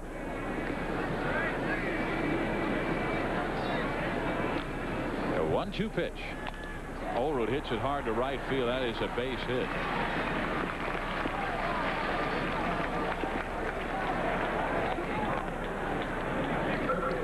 It's one of the things they expect from John Olerud all the time. A short little take back in the swing, keeps his balance, never gets out in front too often. Even if he's fooled, he always keeps his hands back. That's a sweet swing from Washington State. Why do the left-handers always have the prettiest swings? They have a kid in their farm system named Sean Green, 20 years old, who's tending Stanford right now, who's got a swing just like Olerud's. Yeah, right? Sean Green's been in spring training and has impressed everybody the brief time that he had an opportunity to play. He goes to Stanford full-time during the year and then plays baseball when he's not in school. He's already halfway through his college education. Fundamentally sound in the outfield, runs well. Probably be a AA for them this year. Stanford produces some amazing athletes. You've seen it. He got through college in 3 years and played in two national championships. To left field, reaching up is Gilkey. He has made 2 nice running catches in this game, and returning to first base is John Olerud. Well, you're talking about Stanford with Ed Sprague. How about a young guy? He's had a chance to be on a college World Series team, a Major League World Series team. He won a gold medal. Yeah. And then they got with the Marlins pitcher John Lynch. He was third-team All-American free safety at Stanford, and they say maybe has the best arm in their organization. And don't forget the name Jeffrey Hammonds with the Orioles, who will be playing right field by the middle of this summer. He is so many stars come out of that great program from Palo Alto. Well, back here in St. Petersburg, it's 3-0 St. Louis. Pat Borders at the plate with John Olerud at first base, and the count 0-1. You know, we saw Pat Borders toss out a Cardinal base runner a couple of innings ago, and he takes a little bit of a bad rap in throwing runners out, and a lot of it's because of the staff he has to catch. He's got some tough guys out there with the forkballs. Stewart this year, and Morris. Guzman bounces a lot of sliders up at the plate. Borders with a big cut, misses in the hole, no balls and 2 strikes. So it's a lot different sitting back there for Pat Borders catching a Morris or a Guzman than it is for a Pagnazzi back there with a Tewksbury or a Cormier. And then you get into the bullpen. Just trying to hang on to Timlin and Ward's stuff is tough enough. Talk about some heavy fastballs.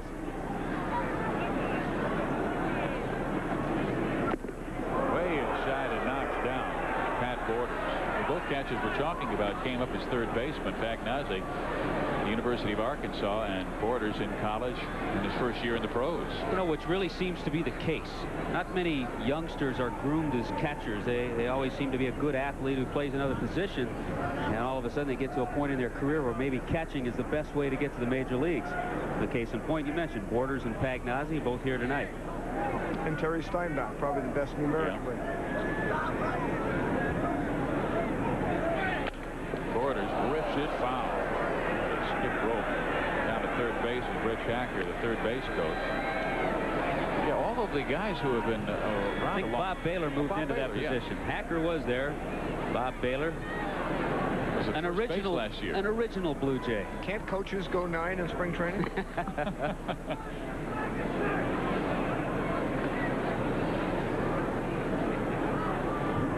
A ball and 2 strikes to Pat Borders with 1 out. Olerud at first base. There's the breaking ball. In there, strike 3. Down goes Pat Borders. 2 gone.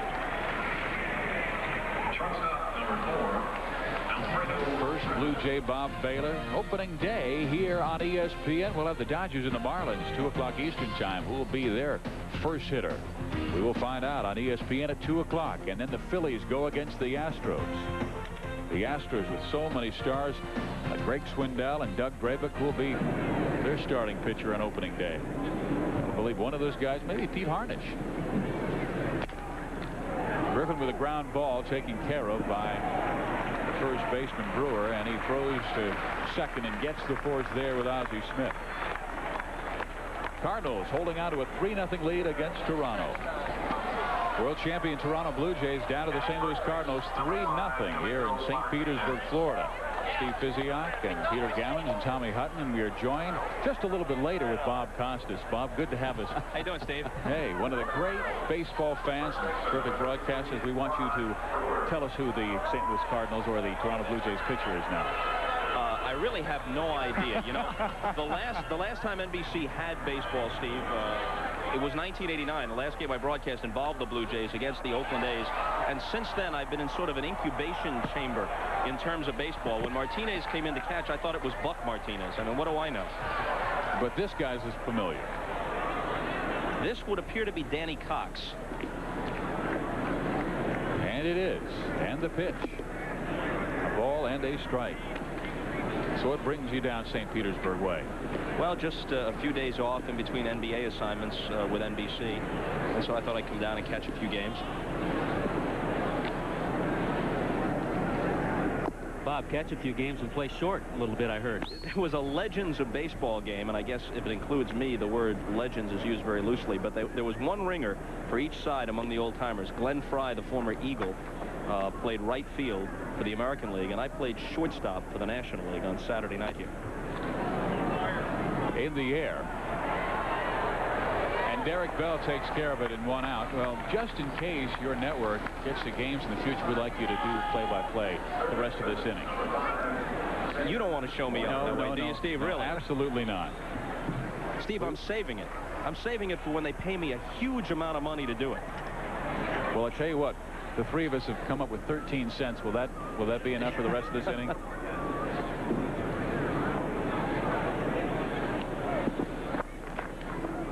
Danny Cox. Such a strong story. I mean, he had some wonderful years with the St. Louis Cardinals and then had all kinds of arm problems. And now coming back with the Toronto Blue Jays, trying to find a spot, possibly as a 5th member of their starting rotation, likely a spot in the bullpen. One of the things, Steve, that Cito and the organization wants to see from Danny Cox, though, is a little more increased work. So they'd like to give him more innings as the next couple of weeks unfold to make sure that the shoulder and the elbow and all those former injuries are okay and that he's sound to possibly be that number 5 starter. Ball and 2 strikes. Peter, I wonder what Cardinals are left that Danny Cox played with other than Ozzie Smith. Ken Daly, his now teammate with Toronto. Right, but I mean on this Cardinal team. Yeah. Jose Oquendo, I guess. They are the only 2. Cox had a very interesting September, which is why the Blue Jays signed him. The scouts following Pittsburgh, scouting them for the playoffs, noticed that he was the pitcher that Jim Leyland would repeat most with. In other words, pitch him back-to-back, which he couldn't do with Stan Belinda and some of the other relievers.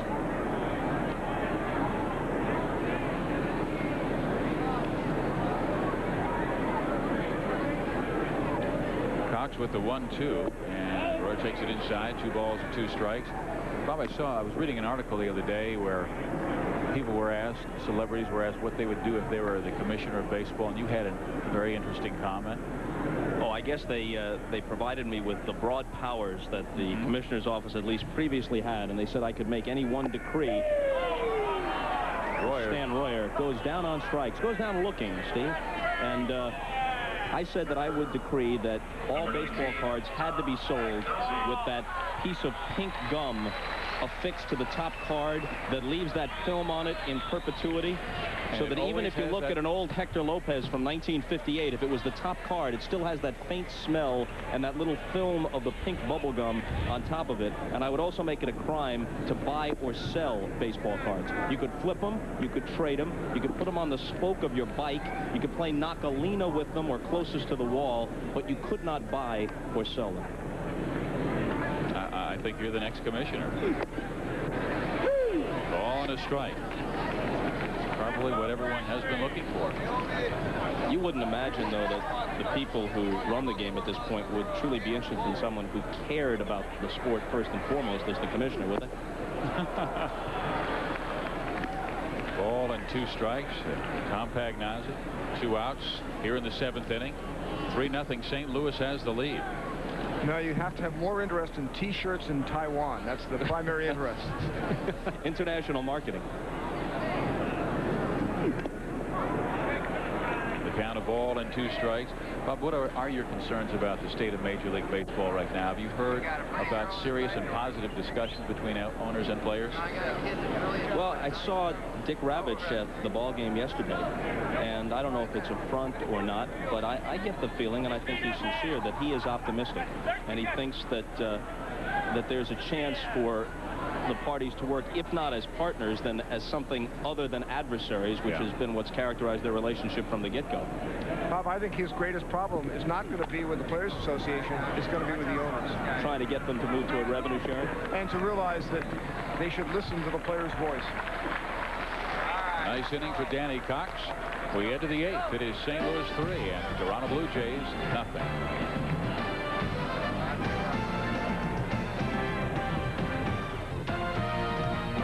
ESPN's presentation of Major League Baseball is brought to you by Budweiser, the king of beers with that fresh, pure, natural taste. Nothing beats a Bud. And by Skin Bracer Aftershave, more than a great scent, by Menon.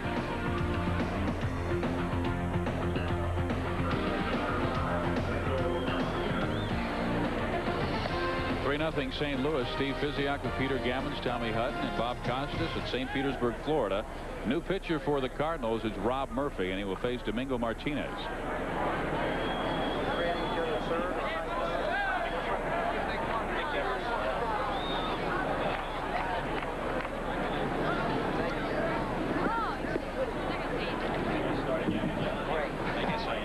Well, I'll move closer so you can use my mic. I could just picture Dick Ebersol or somebody at NBC waking up from a nap or walking into their hotel room. They flip on the set and you say, Physiak, Hutton, and Gammons along with Bob Costas. And they say, he's finally snapped. He has to get back in the broadcast booth to do baseball. 4 years away from the game as an active broadcaster, and he has snapped and pulled a mid-course mutiny. Well, you love this game like nobody. I mean, this is a beautiful sport, and I know you have missed it the last 4 years. During that period of time, I have been the reigning voice of baseball at NBC, which is akin in prestige and responsibility to being in charge of snow removal in Tahiti. But it's been my position there at the network. How's your rotisserie league going? I've had plenty of time to think about it.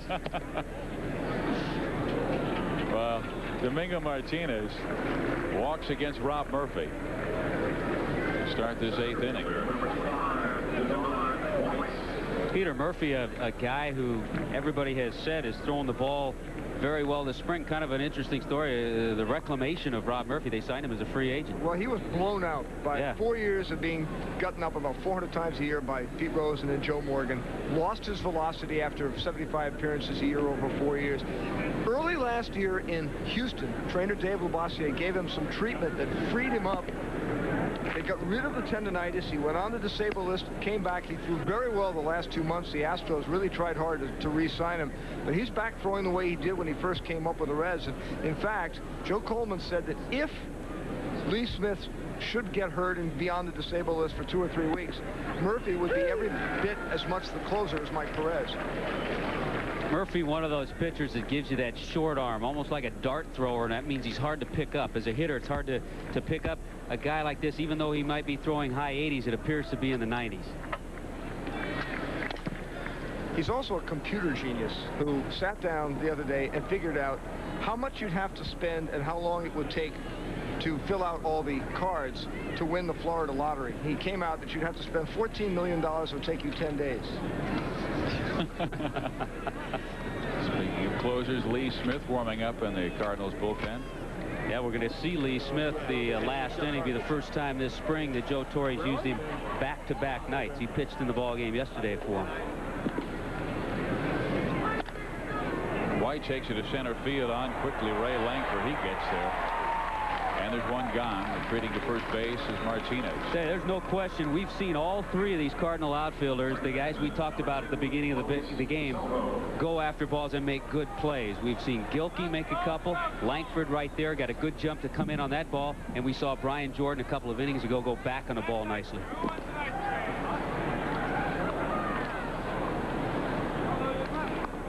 One out in the 8th. Bob Costas still with us. I know you've got your baseball cards outside. Probably some baseball card companies wanting to talk to you about your new commissioner's role. Yeah. Probably have to. In the dirt, Eric Pappas, the new catcher for St. Louis, working with Rob Murphy. And Luis Sojo is at the plate. Last year with the California Angels. And back with his old team, the Toronto Blue Jays. And last year, 272 with California.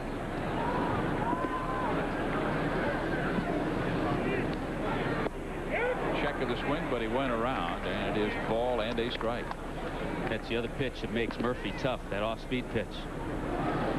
You know, Peter, my impression when we talk about a commissioner is that the owners are in no hurry whatsoever. There are two major issues in front of them. The basic agreement, and they have that in Ravage's hands, and the upcoming negotiations with the networks, and they feel that their committee with Einhorn and Giles and Warner is more than capable. Whether they're right or not, is a separate issue, but they don't feel any urgency in coming up with a new commissioner. No, they don't. I really think that they're going to wait until they have a pretty good idea where they're going with the labor. It may be January, February, and March of next year before they choose another commissioner, because they feel that if a commissioner comes in, the way Fay Vincent was put in the middle in the last negotiations when they had that lockout, that all he'll do is encourage the union to just hold off and not change anything.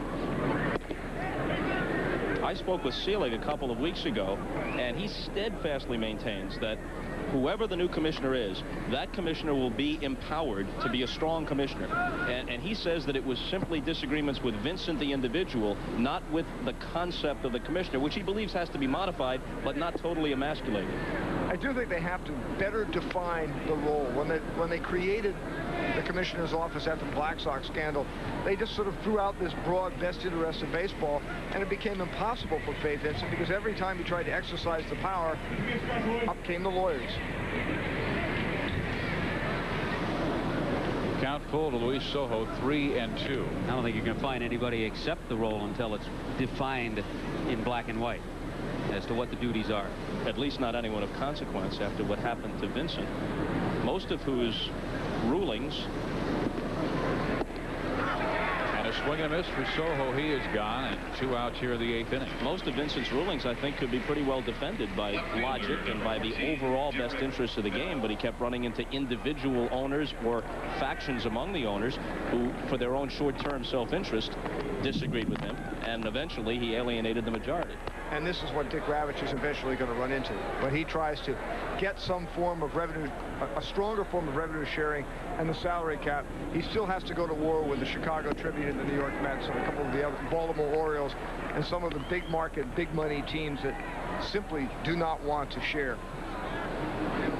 They stated in principle that they would go for revenue sharing, but what does that really mean? If it means 5% or some token amount, it's not of any consequence. Because they're at about 37% now, but going from 37 to 70% is a huge jump to some of those teams.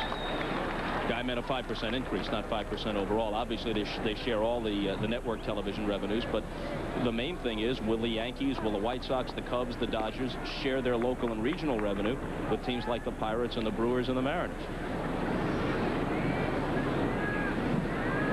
Rob Murphy with the 0-2 to Derek Bell. And it is high. You know, with the owners' players being such adversarial partners in the past, do you think it will go down to the wire? Because in history shows it has gone right down to the wire, and we're staring in the face of a lockout come spring next year. And since it's the end of the inning, I guess I don't have to answer. Off the hook and out of the booth. Hey, Bob, thanks for dropping by. Okay, Steve. Tommy, Peter, good to see you. All righty. But he did nod his head.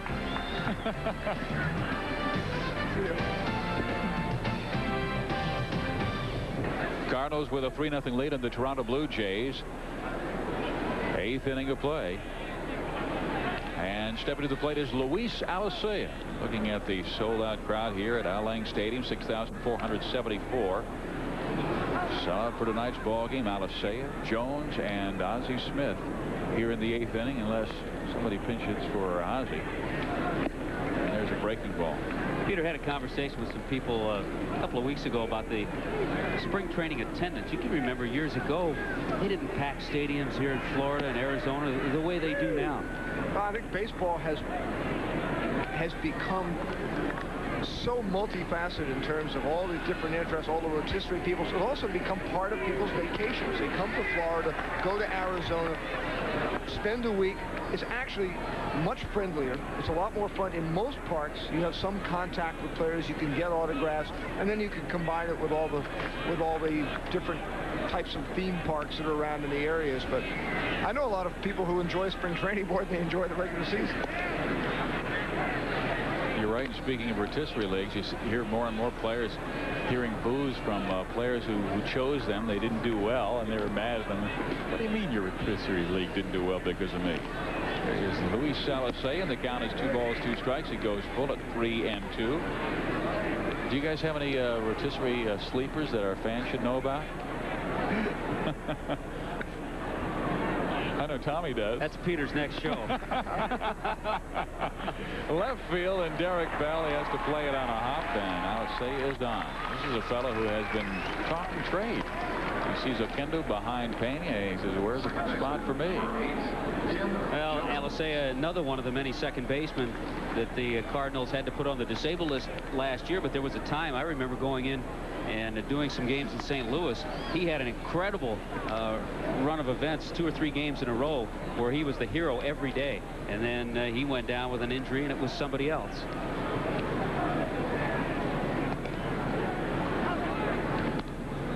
Danny Cox facing Tim Jones with the runner going, and there is a base hit down the line. Turning third but holding on is Alicea, and Jones goes to second base.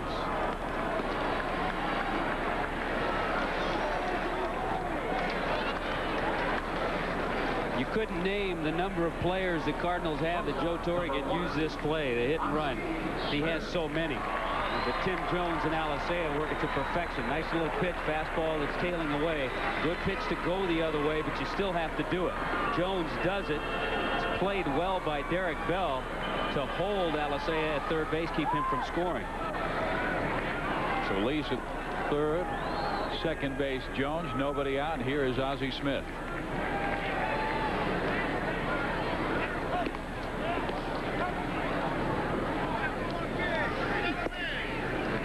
See all these younger players stepping out of the lineup early in this game. Here's 38-year-old Ozzie Smith, who will probably play 150 to 155 games this year, and he is, it seems like, all 9 tonight. 1-0. Outside corner, a ball to strike. One of the other amazing things about Ozzie Smith is that in his 16-year career, he's only been on the DL 3 times, and one of those was with the chicken pox. No, it was last June.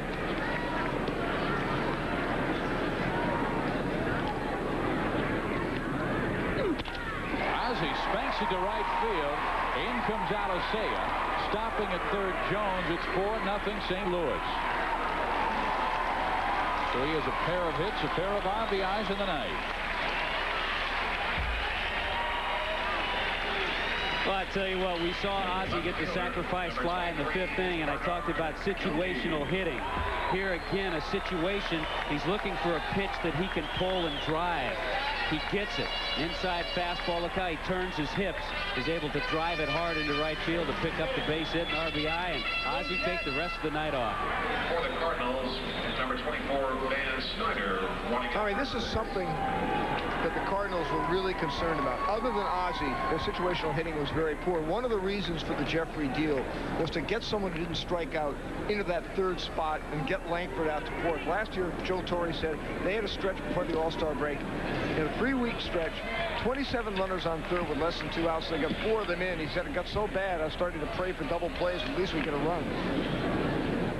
Danny Cox works with Bernard Gilkey, pops it up center field.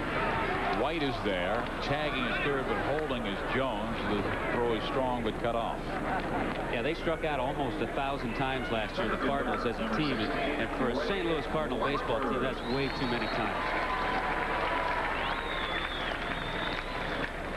The other thing about that Jeffries deal is they were a much better team against left-handed pitching than right-handed pitching. And, of course, Felix Jose is a far different hitter. He's much better right-handed than left-handed. And Jeffries, on the other hand, is about a .430 lifetime slugging percentage against right-handers. Gives them somebody who can turn that problem that they had around. And as you talked about earlier, if Jordan or Canseco come around in right field and looks like Jordan might be that guy, it could make that trade look really good. Here's Ray Langford. He struck out more times than any St. Louis Cardinal last year. There's another spring training situation with Danny Cox working to Langford in this inning. He's been touched up for 3 base hits, a couple of runs. But here's where a manager, Cito Gaston, gets an opportunity to look at Danny Cox and watch him work, see him work out of this jam, where during the regular season you'd have somebody warming up the bullpen. You'd probably go to the bullpen. Langford, first base, they're coming home. They've got Jones tied up between 3rd and home, and Sprague will run him down. So 2 outs here in the 8th inning, and if Cox can survive this inning, allowing only 1 run, he has done a nice job. Right fielder, number 3, Brian Jordan. Again, immediately following this game, coming up next, our season premiere of Baseball Tonight. Roberto Alomar, MVP of the American League Championship Series, will be taking a look at those Toronto Blue Jays. Also, the progress of Bo Jackson's comeback. That is next on Baseball Tonight. Gary, Peter Gammons, and Ray Knight. Joe Torre resting comfortably. His St. Louis Cardinals have a 4-0 lead on the world champion Toronto Blue Jays.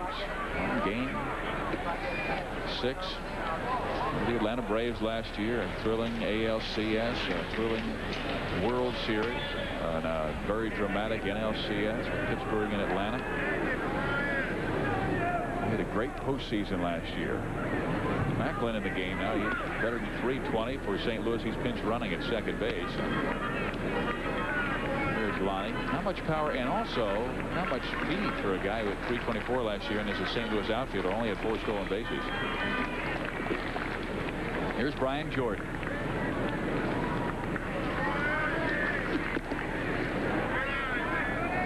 The excitement around baseball this year, at least I've sensed it this spring, is that so many teams have an opportunity to win in both leagues. You look at the AL West, the AL East, same thing in the National League. So many teams have a chance to win that there are a lot of fans that are excited about their ball club. I think in the American League West, you can see 5 teams that could win. I think in the East, probably 3. National League East, at least 4. And the West in the National League is a great division. And if anything happens to the Braves, the Reds, Astros, and even the Dodgers are going to be very dangerous. The 3-0 pitch to Brian Jordan. Misses inside, ball 4. Bases are loaded with 2 outs. Best division of baseball, probably, right? National League West, as far as quality of teams. I would think so. When Houston's going to march out, Drabek and Swindell move Harnish down to 3, where he's much more relaxed. Matter of fact, he's looked much more relaxed all spring.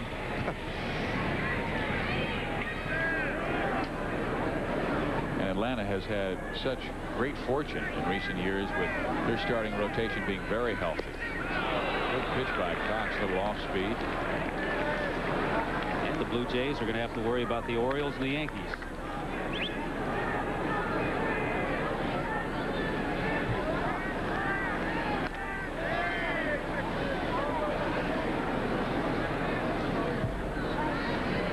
The 0-1 to Brewer is low. It is a ball and a strike to Rod Brewer. He is 0 for 3 tonight. A ground out, a pop up, a fly out.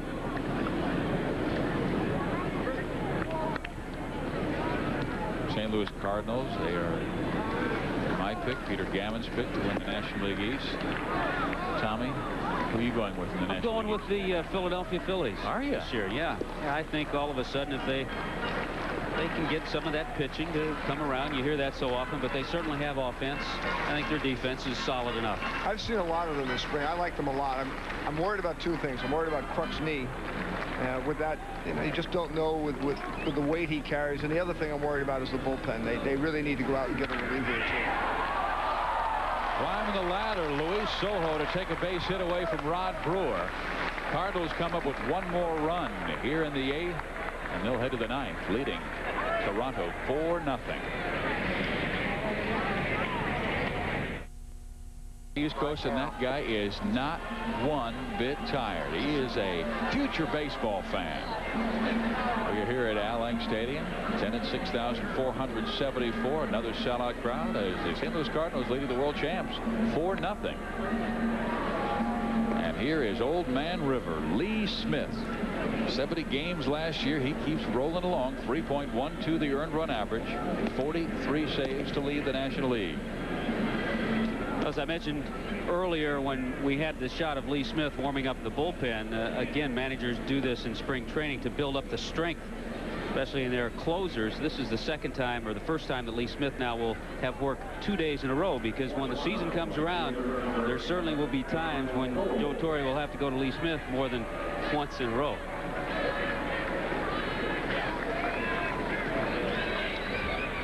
But that's usually about how comfortable Joe is when Big Lee's in the game. Darnell Coles will lead things off against Lee Smith.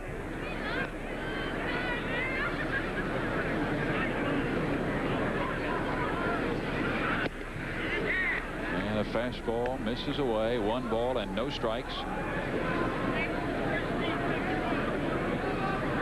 He's a big man, 6'6", 270 pounds. Now 35 years old, and it is fouled back. We were talking about Dave Stewart and how veteran pitchers have to make adjustments. Lee Smith, there was a time when he was with the Cubs, everything was just gas. Throw it as hard as he could. Now he's adjusted. He works his slider. Still will throw the occasional hard fastball, but gets a lot of outs with that slider. Cole sends it to right field. Long run for Jordan. He gets there, and there's one gone. He's also mixed in a little bit of a forkball occasionally. Almost as an off-speed pitch. But what he does so well is location. Yeah, you think of him as a thrower, but he's not. Great athlete. He was a terrific basketball player, but you watch him, he can throw a low gas down and away as well as anybody right-handed hitters. Face a right-handed batter, Tom Quinlan. Pinch hitting for Derek Bell, who was perfect 3 for 3. Here's Tom Quinlan. Fighting for an infield spot. He is 1 for 15 last year. And Smith jumps in front. No balls and 1 strike. At least sometime this year is probably going to pass Jeff Reardon as the all-time saves leader. He is 2 behind Jeff, unless Reardon winds up the close over Rob Dibble. I don't think that's going to happen in Cincinnati. I haven't seen him yet without his beard. How does he looks very different. He was kind of offended when I asked him about it. He said, "What do you think, I was ugly or something?" But he's had a very good spring. And has changed his style somewhat. He's come up with a sinker a little to use in certain occasions and not trying to overpower people upstairs as much. Another guy making adjustments. You didn't give us your opinion, though. Was he ugly? No. Ball, 2 strikes.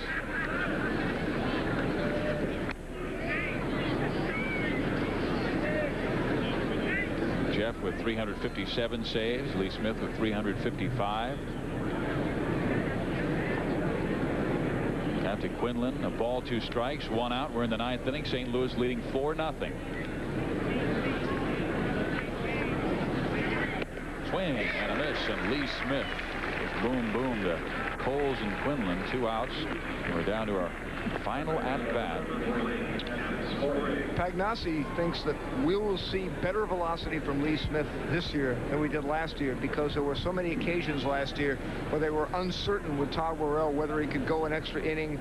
He would get up and then couldn't sit down and couldn't get up again.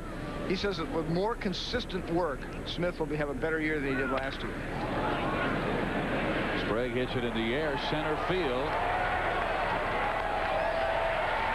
And St. Louis has themselves a 4-0 win over the world champion Toronto Blue Jays. Lee Smith closes it out.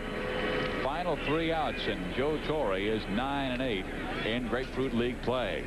More importantly, Toronto goes to 4-14. The world champions 10 under 500. Cormier, the winning pitcher. Losing pitcher, Dave Stewart. Ozzie Smith with a pair of RBIs. For Peter Gammons and Tommy Hutton, I'm Steve Physiak. St. Louis over Toronto. We'll be right back after this. 4-0 St. Louis with the victory over the Toronto Blue Jays. We are now joined by the skipper of winning St. Louis Cardinals, Joe Torre. And Joe, you had a pitcher, Rael Cormier, who threw extremely well tonight, 6 shutout innings. Well, Steve, he really pitched very well. He's come up with a new pitch. Joe Coleman, our pitching coach, has taught him how to hold the fastball a little bit with the seams, and it's a new toy for him, and he used it very well tonight. It sinks. Joe, are you really encouraged by the way Lee Smith has thrown this spring? There were some people in the National League who were saying, well, he's losing a little bit. It doesn't look like he's lost anything at all. Well, you know, Lee Smith will throw 90 every once in a while, but he's in the 86, 87 range. But he has a very good slider and a good forkball. So I'm not really all that concerned with, you know, not throwing 90 on a consistent basis, because he has the other stuff. Plus, he throws strikes. He knows where his comfort zone is as far as throwing strikes. And, yes, this is the best I've seen him in the 3 years I've been here, because he's just free and easy. He's a lot looser than he's been the last couple of years. Hey, Joe, Peter Gammons picked the St. Louis Cardinals to win things in the National League East. Now, here's your opportunity to tell Peter why the St. Louis Cardinals are going to win things in the East. Well, I've always had a great deal of respect for Peter's intelligence. I think we can do things the right way. Last year, we didn't play fundamentally sound baseball. Pittsburgh did. I think that's why they beat us 15 out of 18 and won the pennant. We're working very hard. I mean, we had a fundamental today. We have a fundamental just about every home game. Plus, you know, we work on it 2 or 3 times. So we don't leave anything to chance. Little things like tonight, Jones in the 9th inning or the 8th inning getting caught in a rundown. Now we wind up with runners at 2nd and 3rd instead of 1st and 2nd. Little things like that we've been working on, and I'm just very proud of the way they've worked. And our pitching, I think, would be the main reason if we do win. That'll get us there. Joe, we talked a little bit about the situational type hitting. We saw some of that tonight from a couple of your guys. Ozzie a couple of times was up there in situations where he really used his head, and you've worked with the entire ball club on that too. Yes, that's something we did different this spring. We didn't have inter-squad games. We had situation games. I put runners at 2nd and 3rd, 1st and 2nd. The pitchers bunted. We made contact. We went from 3rd base on contact. So we did a lot of things, and you know, usually inter-squad games are basically for the pitchers to get their work in, but we made sure that the hitters were concentrating quite a bit, and we were very pleased about what happened. Well, Joe, congratulations on your win, and good luck this year. Thank you. We hope it continues. All right, Joe Torre of the St. Louis Cardinals, whose team won tonight over the world champion Toronto Blue Jays 4-0. Well, you can join ESPN this Sunday night at 8 o'clock Eastern as Mark McGwire and the Oakland A's take on the Chicago Cubs. Stay tuned for the season premiere of Baseball Tonight coming up next. For Tommy Hutton, Peter Gammons, and our entire ESPN crew, this is Steve Physiak saying so long from St. Petersburg, Florida, and thanks for joining us.